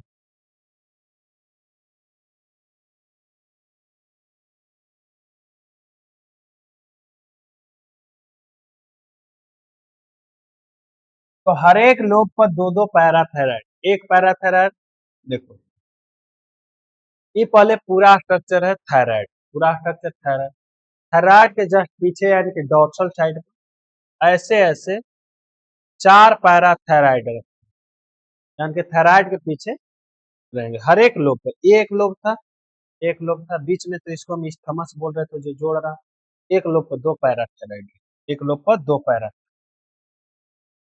तो पहले लोकेशन, चार पैराथायराइड आमतौर पर थायराइड ग्लैंड के पीछे सरफेस पे स्थित रहता है, काम क्या है कि पैराथायराइड हार्मोन निकालेगा, क्या निकालेगा, पैराथायराइड, ये होता है नेचर में हाइपर कैल्सीमिक, पहले का थायराइड क्या था, हाइपोथायराइड के ब्लड में से कैल्शियम लेवल को घटा रहा था, ये क्या करेगा, ब्लड में कैल्शियम लेवल को बढ़ाएगा, ब्लड में कैल्शियम लेवल को क्या करेगा, बढ़ाएगा, और थायराइड ग्लैंड जिसको सी सेल बोल रहे थे, सी सेल निकाल रहा था, वो ब्लड में कैल्शियम लेवल को घटाता है, ये बढ़ाता है, क्या करेगा, बढ़ाएगा, देखो ब्लड में कैल्शियम लेवल, जब ब्लड कैल्शियम लेवल कम होता है तो हाइपो बोलते हैं, और ज्यादा हो जाएगा तो हाइपर, और यही काम करता है, ये हाइपर करता है, क्या करता है, हाइपर, और यही अगर थायराइड रहता, थायराइड रहता तो क्या करता, कम करता, पैराथायराइड है तो क्या करेगा, ज्यादा करेगा, क्या करेगा, ज्यादा,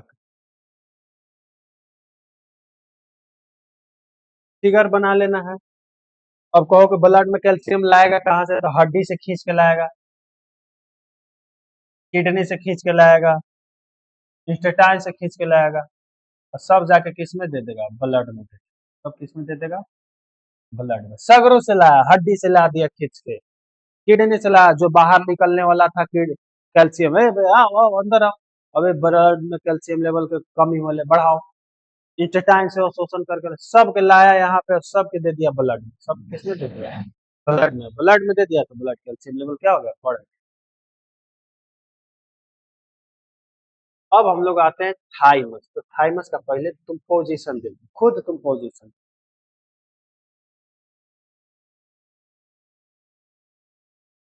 में देख ले, तुम लोग खुद बताओ, अगर हम इसका पोजीशन पूछे तो क्या बताओ, सबसे पहले बताओ कि सर साइड में लंग्स है, साइड में क्या है, लंग्स, तो बताएंगे कि दोनों लंग्स के बीच में है, दोनों लंग्स के बीच में है। आगे यहाँ पे स्टर्नम है, यहाँ पे एक हड्डी खंजर जैसा रहेगा स्ट्रक्चर। तो स्टर्नम के पीछे दोनों लंग्स के बीच में, और ये हार्ट है, ये ऊपर रहता है अयोटा। अयोटा के आगे स्टर्नम देखो, ऐसे देखो, दिखाई दे रहा है। ये तुम समझो कि थाइमस, ये क्या है थाइमस, इसके जस्ट पीछे ऐसे एयोटा है, और इसके जस्ट आगे क्या है, इसको समझो कि स्टर्नम। ये स्टर्नम, पीछे एयोटा, साइड में लंग्स, साइड में क्या है लंग्स। तो तुम खुद लोकेशन बताओ, लोकेशन बताओ बाबू, लोकेशन बताओ। छाती में स्टर्नम के पीछे, लंग्स के बीच, और एओर्टा के वेंट्रल साइड। वेंट्रल मतलब होता है आगे, वेंट्रल मतलब आगे पर स्थित होती। लोकेशन खत्म। दोनों लंग्स के बीच में, स्टर्नम के पीछे, एओर्टा के आगे, खत्म। यह छोटे छोटे पेप्टाइड हार्मोन जिसे जिसे जिन्हें थाइमोसिन कहा जाता है, का स्राव करती है, और यह टी लिम्फोसाइट का डिफरेंशिएशन करता है। अब देखो, ये हम ऐसे पढ़ाएं ब्लड सर्कुलेशन, फिर भी देखो, T killer cell, T suppressor cell, T helper cell, ये सब पढ़ाएं। इसीलिए बोला गया है कि टी लिम्फोसाइट को क्या करता है, डिफरेंशिएट कर, क्या करता है, डिफरेंशिएट कर। सिंपल बोल सकते हो कि इम्यून सिस्टम यानी कि शरीर के सुरक्षा प्रणाली, सुरक्षा प्रणाली को क्या करता है, कंट्रोल करता है। क्या करता है, सुरक्षा, इम्यून सिस्टम को क्या करेगा, रेगुलेट करेगा। अब इसका एक खासियत रहता है कि उम्र के साथ इसका साइज घटता है, उम्र के साथ इसका साइज घटता है। अब साइज घटेगा तो थाइमस छोटा हुआ, थाइमस छोटा हुआ तो काम भी अपना लिमिनेट लिमिनेट लिमिटेड कर देगा, यानी कि काम भी धीरे धीरे घटते चल जाएगा। देखो क्या लिखा हुआ, जब उम्र बढ़ने के साथ साथ इसका आकार ग्रेजुअली क्या होता है, घटता है, जिससे इम्यून सिस्टम क्या हो जाता है, कमजोर होने लगता है। इम्यून सिस्टम क्या हो जाएगा, साइज घटेगा तो इम्यून सिस्टम क्या हो जाएगा, कमजोर होने लगेगा, इम्यून सिस्टम कमजोर होने लगेगा। यही एक ऐसा ग्लैंड है जो उम्र के साथ क्या होगा, घटता है। क्या होता है, घटता है। हम दिखा दिए, थाइमस दिखा दिए। अब हम लोग आते हैं एड्रिनल ग्लैंड। क्या आते हैं, एड्रिनल ग्लैंड। एड्रिनल ग्लैंड बताए थे,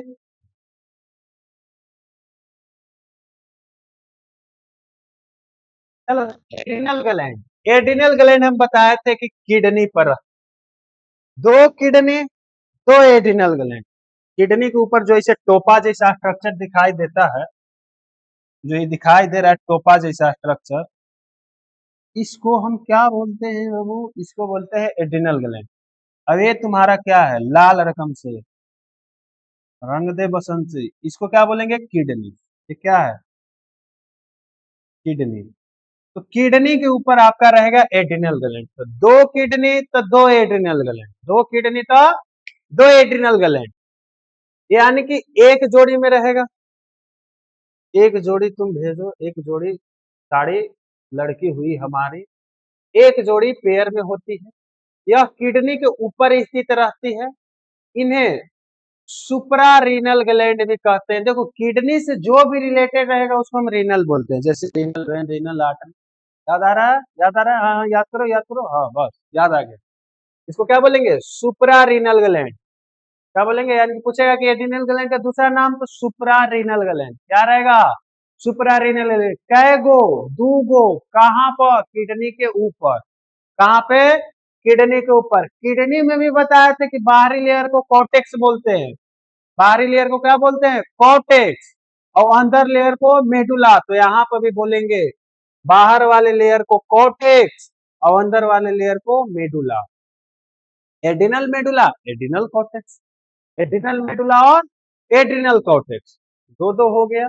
चलिए, यही है, क्या है, और जूम कर देते, थोड़ा सा छोटा दिखाई दे रहा है। लोगो आना चाहिए बाबू, कोचिंग के लोगो आना चाहिए। कुछ कॉपी मार देगा तो हम क्या करेंगे, बनल बनाओ मेहनत हम लोग के चलते बहुत मेहनत लगता है पीपीटी बनाने में। एक तो ऐसा है ना, दिमाग खराब करके, इसीलिए हम पढ़ाते उढ़ाते ना, डॉक्टर है सही।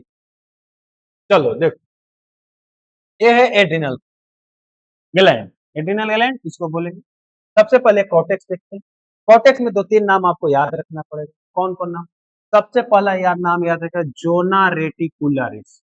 पहला जोना रेटिकुलरिस। दूसरा जोना फैसिकुलाटा।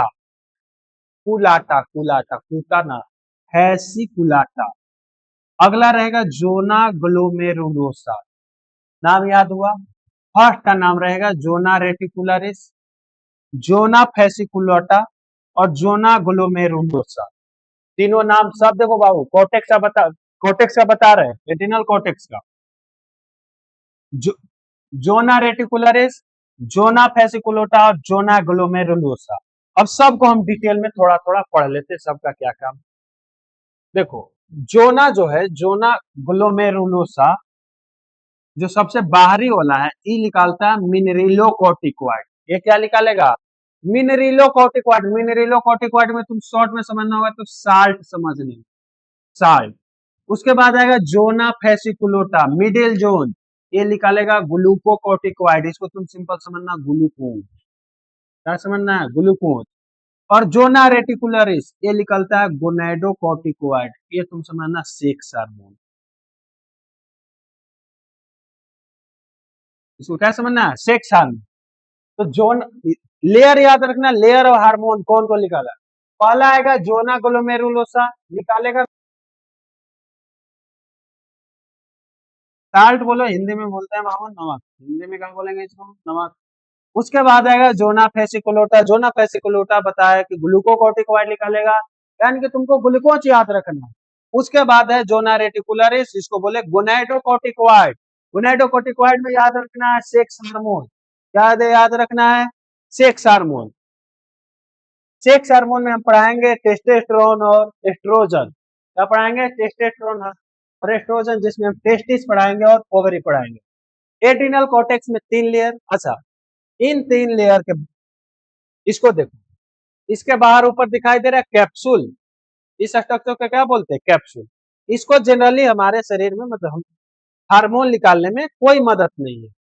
ये अपना आईसी है, दिखावटी में, गर्मी के दिन है टोपी पहनने ले, इसको बोलते हैं कैप्सूल। इसको क्या बोलते हैं? कैप्सूल। इसका कोई काम नहीं है, सबसे बाहरी प्रोटेक्टिंग कवरिंग। जोना ग्लोमेरुलोसा का काम देखो, मिनरिलो कोर्टिकॉइड, सिंपल बोले तुम साल्ट समझो। तुम क्या समझो? साल्ट। इसको एल्डेस्टेरोन भी बोलते हैं। जब हम तुमको रास मैकेनिज्म पढ़ाए थे, रेनिन एंजियोटेंसिन एल्डेस्टेरोन सिस्टम, जो कि हम एक्सक्रीशन चैप्टर में पढ़ाए थे, तो वहां पे जो ये एल्डेस्टेरोन था, इसका क्या काम बताया? काम बताया था कि वाटर और इलेक्ट्रोलाइट को क्या करता है? बैलेंस करता है। अगर शरीर में घट जाए तो क्या करता है? बैलेंस करता है। तो फंक्शन इसका क्या क्या काम है? सोडियम और पोटेशियम बैलेंस और ब्लड प्रेशर को क्या करेगा? कंट्रोल करेगा। क्योंकि रास मैकेनिज्म क्या हो रहा था कि जब बीपी घट रहा था, तो इस क्या कर रहा था? बीपी को क्या कर रहा था? बढ़ा रहा। पहला तो बीपी प्रेशर को कंट्रोल करेगा और सोडियम और पोटेशियम आयन को क्या करेगा? बैलेंस करेगा। उसके बाद अगला बाहु आया जोना फेसिकुलोटा, मिडिल जोन, जिसको बोलेंगे ग्लूकोकॉर्टिकॉइड। ग्लूकोकॉर्टिकॉइड में सिंपल समझना, एक वर्ड याद रखना ग्लूकोज। एक वर्ड क्या याद रखना है? ग्लूकोज। ज्यादा याद रखना होगा तो याद रखना फैट, कार्बोहाइड्रेट और प्रोटीन मेटाबॉलिज्म को क्या करेगा? कंट्रोल करेगा और स्ट्रेस रिस्पॉन्स करेगा। अगला है आपका बाबू जोना रेटिकुलरिस, इसको बोले गोनाडोकॉर्टिकॉइड, जिसको सेक्स हार्मोन भी बोलते हैं, जैसे एंड्रोजन। इसका बस क्या काम है? सेकेंडरी सेक्सुअल कैरेक्टर को रेगुलेट करेगा, दाढ़ी मूछ क्या करेगा? उगाएगा। फीमेल में भी काम करता है। एड्रिनल कॉर्टेक्स के सभी हार्मोन, देखो, एड्रिनल कॉर्टेक्स के सभी हार्मोन, जैसे मिनरलोकॉर्टिकॉइड, ग्लूकोकॉर्टिकॉइड और गोनाडोकॉर्टिकॉइड, सब कोलेस्ट्रॉल से सिंथेसाइज होते हैं। सब किससे बनेगा? कोलेस्ट्रॉल से बनेगा। उसके बाद इसीलिए इनको हम क्या बोलते हैं? Asteroid hormone. इसी को क्या बोलते हैं? एस्टेरॉइड। इसीलिए तो कोई बोलता है कि जो कोई बॉडी बनाता है, बड़े बड़े जो चैंपियन लड़ने वाले, तो बोलते हैं एस्टेरॉइड हार्मोन, एस्टेरॉइड ले ले एस्टेरॉइड। यानी कि सेक्स हार्मोन भी एक प्रकार का क्या है? Asteroid hormone. एल्डोस्टेरोन का काम बताए थे, सभी सब का काम बताए, ज्यादा डिटेल में लिखने की बात नहीं है। अब हम लोग आते हैं एड्रिनल ग्लैंड में, फंक्शन ऑफ गोनाडोकोर्टिकॉइड। गोनाडो क्या बोले, सेक्स हार्मोन। सेक्स हार्मोन तो फीमेल के लिए अलग होगा, मेल के लिए अलग होगा। मेल में हम बोलेंगे टेस्टोस्टेरोन, मेल में क्या रहेगा, टेस्टोस्टेरोन। क्या, टेस्टोस्टेरोन। इसमें रहेगा प्रोजेस्टेरोन, और क्या रहेगा, एस्ट्रोजन रहेगा।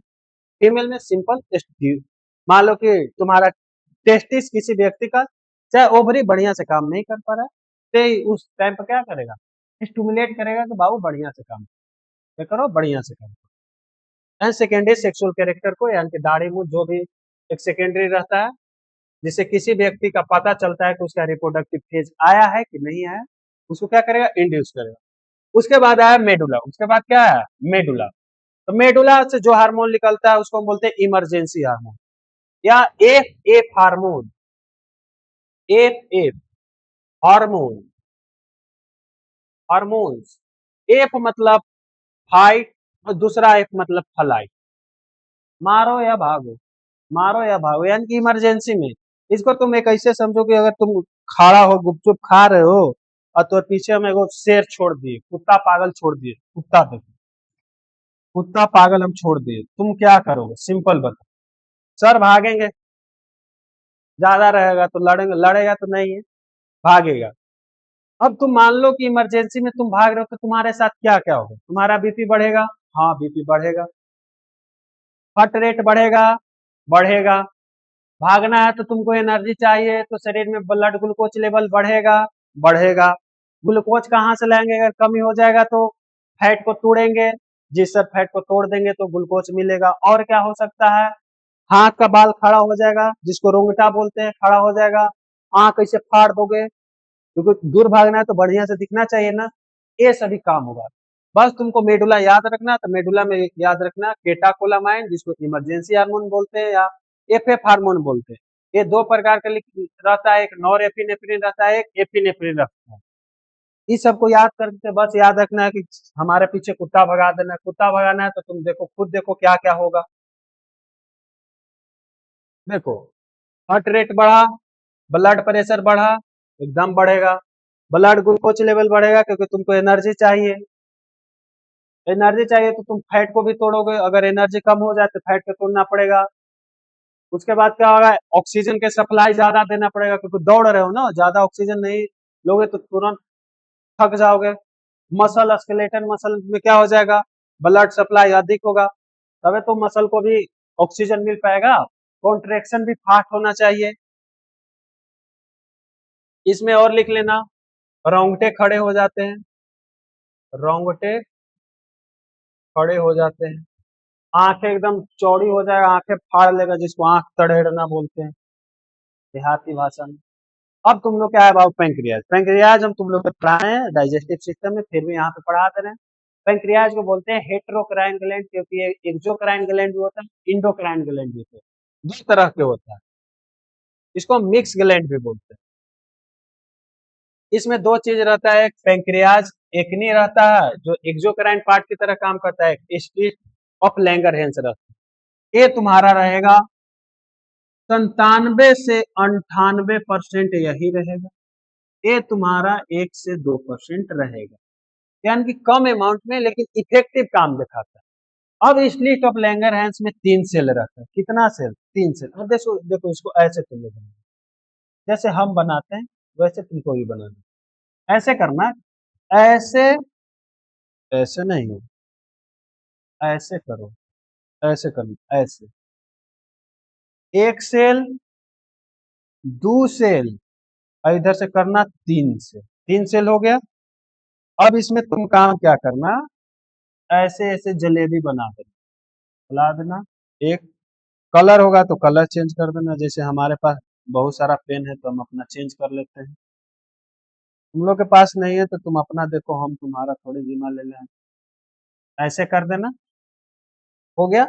अब सबका नाम देना है, सबका क्या नाम देना है, एक का नाम देना अल्फा सेल, दूसरा का नाम देना बीटा सेल, और तीसरा का नाम देना डेल्टा सेल। हो गया। अल्फा बीटा, अल्फा निकालेगा ग्लूकागॉन, ग्लूकागॉन, ए निकालेगा इंसुलिन, ए निकालेगा सोमैटोस्टैटिन, सोमैटोस्टैटिन, तीनों निकालेगा। देखो ग्लूकागॉन क्या करेगा कि शरीर में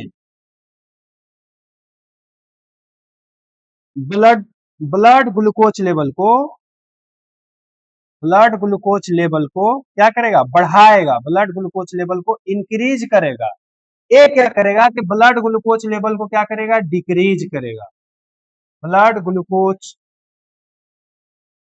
लेवल को क्या करेगा, डिक्रीज करेगा, और ये दोनों को कंट्रोल करेगा। मान लो कि एक बढ़ा रहा है तो एक घटा रहा है, मान लो कि दोनों अनबैलेंस हो जाए तो ये दोनों को कंट्रोल करेगा, यानी कि control both alpha cell and beta cell. Alpha cell और बीटा सेल लिखे मतलब ग्लूकागॉन इंसुलिन दोनों को कंट्रोल। यही चीज तुमको इस स्लाइड पर लिखा हुआ, यही चीज इस स्लाइड पर लिखा हुआ देखो। अल्फा सेल निकाल रहा है ग्लूकागॉन, बीटा सेल ए ब्लड ग्लूकोज लेवल को घटाएगा तो एक बढ़ा रहा है, एक घटा रहा है एक बढ़ा रहा है। अगर बीटा सेल में कोई डिफेक्ट हुआ और अगर इंसुलिन के कमी हो गया तो शरीर में ब्लड ग्लूकोज लेवल बढ़ेगा, और बढ़ेगा तो आपको हो जाएगा मधुमेह रोग, जिसको डायबिटीज बोलते हैं। इसको क्या बोलते हैं, डायबिटीज मेलाइटस। क्या बोलते हैं, डायबिटीज मेलाइटस। इसको क्या बोलते हैं, डायबिटीज मेलाइटस। जान के लिख सकते हो कि इंसुलिन की कमी से क्या होता है, डायबिटीज मेलाइटस। चलिए अब आया बाबू टेस्टिस। देखो टेस्टिस के हम कितना बार पढ़ाए, अभी पढ़ाए। तो टेस्टिस हो, टेस्टिस में क्या पढ़ना है कि सेमिनिफेरस टेबल हो गया और इंटरस्टिशियल सेल हो। इंटरस्टिशियल सेल में लीडिंग सेल बनाएगा टेस्टोस्टेरोन हार्मोन, सेमिनिफेरस टेबल बनाएगा स्पर्मेटोजेनेसिस। देखो ये आपका बनाएगा, ये आपका बनाएगा स्पर्मेटो, स्पर्मेटोजेनेसिस। स्पर्मेटोजेनेसिस मतलब स्पर्म बनाने में, स्पर्म बनाएगा, और ये क्या करेगा, ये बनाएगा टेस्टोस्टेरोन।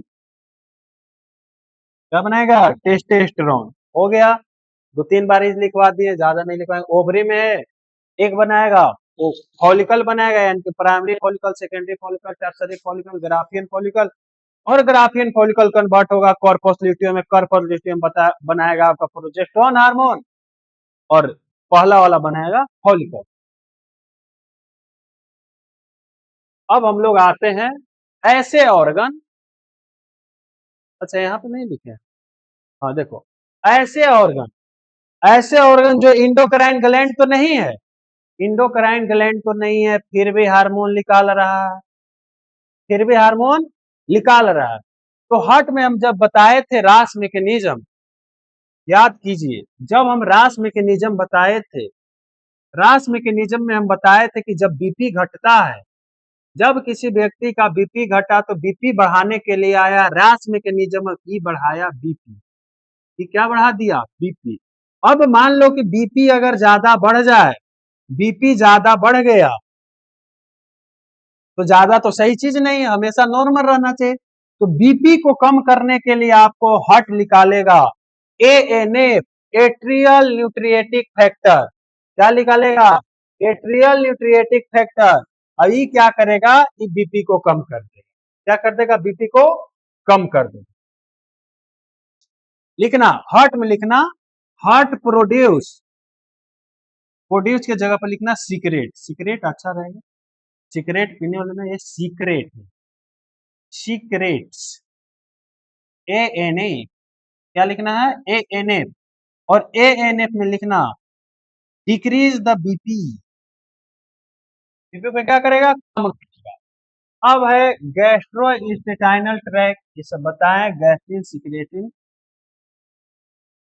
और उसके बाद है गैस्ट्रिक पेप्टाइड, उसके बाद है किडनी, किडनी में हम बताए थे इरेथ्रोपोइटिन। देखो ये सब पढ़ाए हुए इसलिए हम स्किप कर रहे हैं। ये क्या करता है, आरबीसी प्रोडक्शन में क्या करता है, मदद, आरबीसी प्रोडक्शन में क्या करता है, मदद करता है। कहाँ आरबीसी प्रोडक्शन होता है? बोन मैरो में। कहाँ होता है? Bone marrow.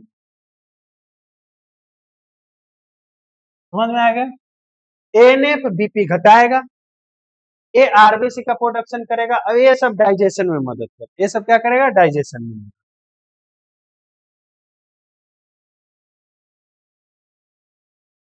अब हम लोग देखते हैं टाइप्स ऑफ हार्मोन। देखो चैप्टर अब खत्म होने वाला है, बस 5-10 मिनट की और कंटेंट है, खत्म हो जाएगा। तो टाइप्स ऑफ हार्मोन, तो टाइप्स ऑफ हार्मोन में देखना है कि एक रहेगा केमिकल नेचर के आधार पर, उसका केमिकल नेचर कैसा है। अगर पेप्टाइड है तो उसको बोलेंगे peptide, polypeptide, protein in nature का रहेगा, एस्टोइड नेचर का रहेगा, आयोडोथायरोनिन है, अमीनो एसिड डेरिवेटिव है, और एक रहेगा बेस्ड ऑफ द सोल्युबिलिटी। अगर लिपिड में सोल्यूबल है तो लिपिड सोल्यूबल, वाटर में है तो वाटर सोल्यूबल। सिंपल सिंपल चीज। एग्जांपल याद करो, insulin, glucagon, pituitary hormone, hypothalamic hormone, cortisol, testosterone, progesterone, thyroid hormone, epinephrine. ये सब याद करने वाला चीज है, आपको एकदम याद ही करना पड़ेगा, इसमें समझाने वाला नहीं है। जिसका जिस नेचर के आधार पर उसमें बांटा गया है।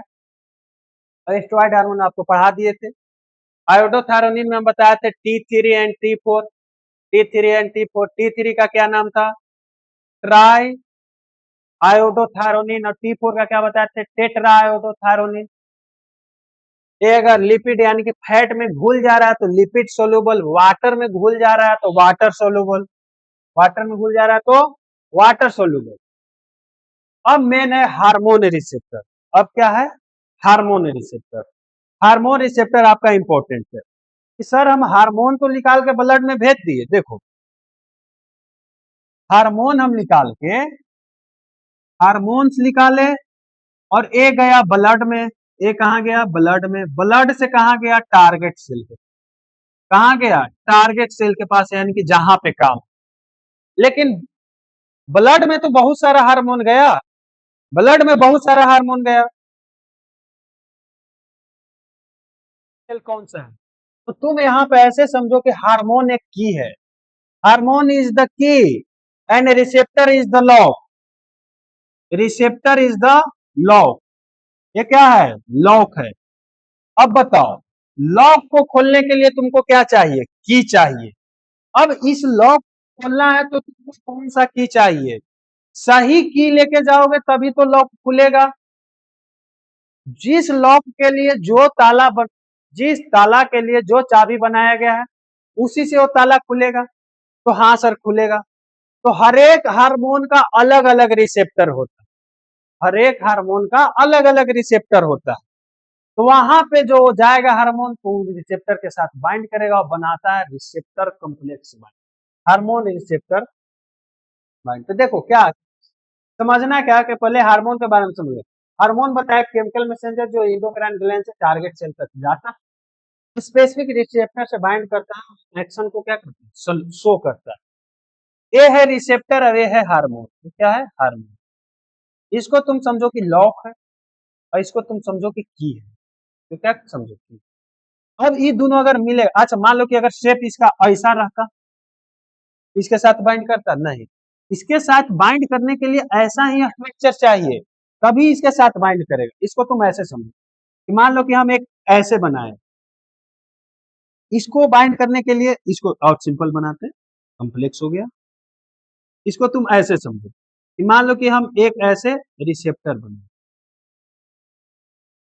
अब इसके साथ बाइंड करने के लिए क्या आएगा? सेम टू सेम एक ऐसा स्ट्रक्चर आना चाहिए जो जाके इसमें से घुल सके। इसको हम बोलेंगे हार्मोन। इसको क्या बोलेंगे? हार्मोन। इसको क्या बोलेंगे? रिसेप्टर। इसको क्या बोलेंगे? रिसेप्टर। इसको क्या बोलेंगे? रिसेप्टर बोलेंगे। ये हार्मोन हुआ, ये रिसेप्टर हुआ, जाके बाइंड करेगा तो हार्मोन रिसेप्टर कम्प्लेक्स क्या बनाएगा? Hormone receptor complex. अब देखिए हम क्या बताए थे कि आपको समझना है कि हार्मोन एक क्या है? की है। हार्मोन एक प्रकार का क्या है? की है। और रिसेप्टर एक प्रकार का क्या है? लॉक है। दोनों स्पेसिफिक फिट होता है, मतलब हर एक ताला के लिए अलग अलग चाबी है। जो सही चाबी जाएगा वो उसी के साथ ताला खुलेगा, मतलब उसी के साथ बाइंड करेगा, नहीं गया तो नहीं बाइंड करेगा। रिसेप्टर केवल टारगेट सेल पर ही मौजूद है, रिसेप्टर और कहूं पे नहीं रहता है। जैसे इंसुलिन है तो इंसुलिन का रिसेप्टर है मसल, किडनी और है लीवर, लीवर वाले। जब हार्मोन रिसेप्टर से बाइंड करेगा तो क्या बनेगा, हार्मोन रिसेप्टर कम्प्लेक्स। जैसे मान लो अभी बताए कि बाबू ऐसे है, फिगर भी ना बनना है रहा हमसे बबुआ, ऐसे ऐसे एज्यूम करना है, ऐसे ऐसे, और यहां से ऐसे, ये आपका है रिसेप्टर, रिसेप्टर। और इसको मान लो कि सेम टू सेम ऐसे घुसाने वाला एक ऐसे बना दो, एल एल ए, बढ़िया ना बना? एक बार और ट्राई करते हैं, ए ए और ए, ऐसे। ये क्या हो गया आपका, हार्मोन हो गया। क्या हो गया, हार्मोन।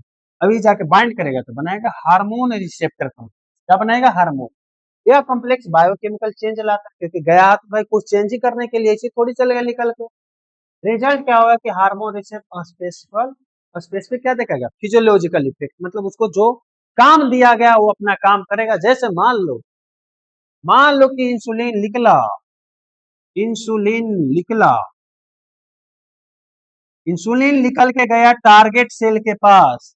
इसका टारगेट सेल सिंपल मान लो कि मसल है, तो मसल के पास इसका रिसेप्टर है। क्या है, रिसेप्टर है। और यहाँ पे जाके रिसेप्टर और हार्मोन निकल के बनाएगा हार्मोन रिसेप्टर कम्प्लेक्स। क्या बनाएगा, हार्मोन रिसेप्टर, रिसेप्टर कम्प्लेक्स। क्या बनाया, हार्मोन रिसेप्टर कम्प्लेक्स। जैसे बनाया वहां से क्या करेगा, शरीर में से ब्लड ग्लूकोज लेवल को, ब्लड ग्लूकोज लेवल को क्या करेगा, घटाएगा। ब्लड ग्लूकोज लेवल को क्या करेगा, डिक्रीज करेगा। ब्लड ग्लूकोज लेवल को क्या करेगा, डिक्रीज करेगा। अब यहाँ पे बहुत इंपॉर्टेंट लाइन लिखा हुआ है, लिखा यह है कि हार्मोन के बिना रिसेप्टर कुछ नहीं कर सकता।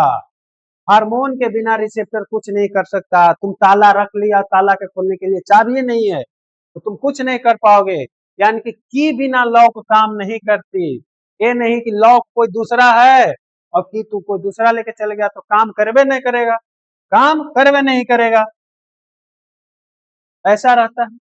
अब हार्मोन रिसेप्टर का कुछ टाइप है, हार्मोन रिसेप्टर का कुछ टाइप है। टाइप क्या है कि अगर सेल के अंदर है, सेल के अंदर रिसेप्टर है तो इसको बोलते हैं इंट्रासेलुलर। इसको क्या बोलेंगे, इंट्रासेलुलर। देखो सेल के अंदर, अगर मेम्ब्रेन पर है तो इसको बोलेंगे मेम्ब्रेन रिसेप्टर, जिसको झिल्ली रिसेप्टर भी बोल सकते हैं।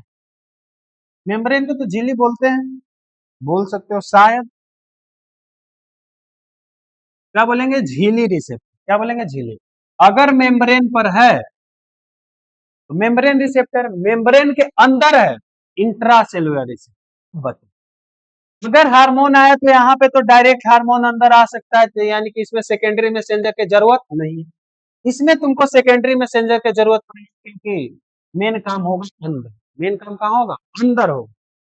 तो ये रिसेप्टर टारगेट सेल के प्लाज्मा मेम्ब्रेन के अंदर होते हैं। इन पर केवल लिपिड सोलुबल हार्मोन ही काम करता है। इस पर कौन काम करेगा, लिपिड सोलुबल। इसमें काम करेगा वाटर सोलुबल। ये रिसेप्टर टारगेट सेल के प्लाज्मा मेम्ब्रेन पर होते हैं। इन्हें इसीलिए इनको कहा क्या कहा जाता है, एक्स्ट्रा सेलुलर। इसमें पेप्टाइड हार्मोन हो गया। अच्छा, इसमें सेकेंड मैसेंजर जनरेट करते हैं, जैसे CAMP, IP3, DAG एंड, देखो इसमें एक अंदर रहता है सेकेंड मैसेंजर, क्योंकि देखो सिग्नल तो यहां तक लेके आ गया, सिग्नल तुम यहीं तक लेके आए हो ना, तो इसके बाद सिग्नल यहां से आगे भेजना पड़ेगा। तो यहां से आगे जो सिग्नल भेजेगा उसको बोलते हैं सेकेंडरी मैसेंजर। कौन कौन रहता है, CAMP, IP3, DAG and calcium ion. समझ में आ गया। चलिए तो चैप्टर समाप्ति की ओर चल गया। अब इस याद करना और लिखना होगा तो लिख लेना, ऐसे लिख दिए हैं, ऐसा कोई जरूरी नहीं है। हार्मोन है, मेम्ब्रेन रिसेप्टर, इंटरसेलुलर जिसको सेल के अंदर रहेगा, रिसेप्टर सेल मेम्ब्रेन पर एज ए फर्स्ट मेम्ब्रेन, फिर सेकेंड मेम्ब्रेन में CAMP, IP3, टारगेट सेल में इंटर करते हैं। एग्जाम्पल प्रोटीन हार्मोन, याद करना वाला चीज। तो मैकेनिज्म इतना नहीं है कि यार डिटेल में MBBS वाला मत पढ़ो तुम लोग। अब ये क्या है, अब वही चीज है बाबू। अब है समरी, समरी जो पढ़ाए थे। तो देखो हम वर्बली सब बोल देंगे, जितना पढ़ाए 1 सेकंड में बोल देंगे। 1 सेकंड तो ना लगे, 5 मिनट। देखो 5 मिनट कैसे? शुरुआत में हम क्या पढ़े? शुरुआत में हम तुमको क्या पढ़ाए कि हार्मोन क्या है? हार्मोन बताया कि एक इंट्रासेलुलर मैसेंजर है जो ट्रेस अमाउंट में निकलेगा नॉन न्यूट्रिएंट। उसके बाद ग्लैंड तो पढ़ा दिए थे पहले, उसके बाद सब बताया कि कौन कौन ग्लैंड होगा। मास्टर ग्लैंड किसको कहेंगे? कंट्रोल मास्टर किसको कहेंगे? इंटीरियर पिट्यूटरी से कितना निकला, पोस्टीरियर पिट्यूटरी से कितना निकला। ग्रोथ हार्मोन बताया, मेलेनोसाइट बताया, उसके बाद हम बताए LH luteinising, FSS follicle stimulating hormone. उसके बाद बताया क्या बताया, उसके बाद और नीचे बताए थे प्रोलैक्टिन आपको बता दिए, मेलेनोसाइट बताए दिए। उसके बाद और अदर ग्लैंड में आ जाए तो पीनियल ग्लैंड बताया, थाइमस ग्लैंड बताए। थाइमस ग्लैंड के बाद आया आपको पैंक्रियाज बताया, टेस्टिस बताया, ओवरी बताए। फिर नॉन इंडोक्राइन ग्लैंड में बताया हमको एनएफ बताए, हार्ट बताए, किडनी बताए। डाइजेस्टिव सिस्टम में ट्रैक में जो पाया जाता है, यानी गैस्ट्रोइंटेस्टाइनल ट्रैक में जो पाया जाता है। उसके बाद हम इसका रिसेप्टर बताया, उसके बाद टाइप्स बताए, उसके बाद चैप्टर हो गया खत्म। चैप्टर क्या हो गया? खत्म। लेक्चर लगभग 1.5 घंटा का है, एकदम शानदार है, एकदम कहीं से भी क्वेश्चन बना दीजिए, फुल एनसीईआरटी कवर है। इसके बाद आपको कहीं से कोई लेक्चर देखने की जरूरत नहीं है, क्योंकि सब इसमें कवर किया गया, सब इसमें कवर किया गया। ये ऐसा मतलब रहता है कि इंग्लिश मीडियम वाला भी पढ़ सकता है, हिंदी मीडियम वाला भी पढ़ सकता है। हिंदी मीडियम के तो लैंग्वेज बनाती है, जो भी बायोलॉजी का वर्ड है सब एकदम इंग्लिश में डाला गया। बायोलॉजी का वर्ड किस में डाला गया? इंग्लिश में। सेंटेंस एक बनाया गया तो हिंदी में बनाया गया, ऐसा सेंटेंस है कि इंग्लिश मीडियम वाला बच्चा भी समझ जाए, हिंदी मीडियम। तो चलिए आज के लिए इतना ही। और जो भी बच्चे देख रहे हैं 12th के लिए चालू है संकल्प बैच, इंग्लिश मीडियम में प्योर, आईआईटी नीट जेईई दोनों के लिए, मतलब बायोलॉजी के लिए, नीट के लिए बस सेक्शन हो गया कि बायोलॉजी हो, फिजिक्स केमिस्ट्री तो दोनों का लगभग सेम रहता है, जेईई में से एडवांस में थोड़ा सा अलग रहता है, और मैथ तो रहेगा जेईई के लिए। तो चलिए आज के लिए इतना ही, लेक्चर को देखते रहिए। पूरा ह्यूमन फिजियोलॉजी आपका कंप्लीट हो गया। चलिए अब मिलते हैं अगले, अब अगला कौन सा आता है, जैसे सेल आया कि क्या प्लांट फिजियोलॉजी पढ़ाते आगे हम बताएंगे। चलिए आज के लिए इतना ही, थैंक यू।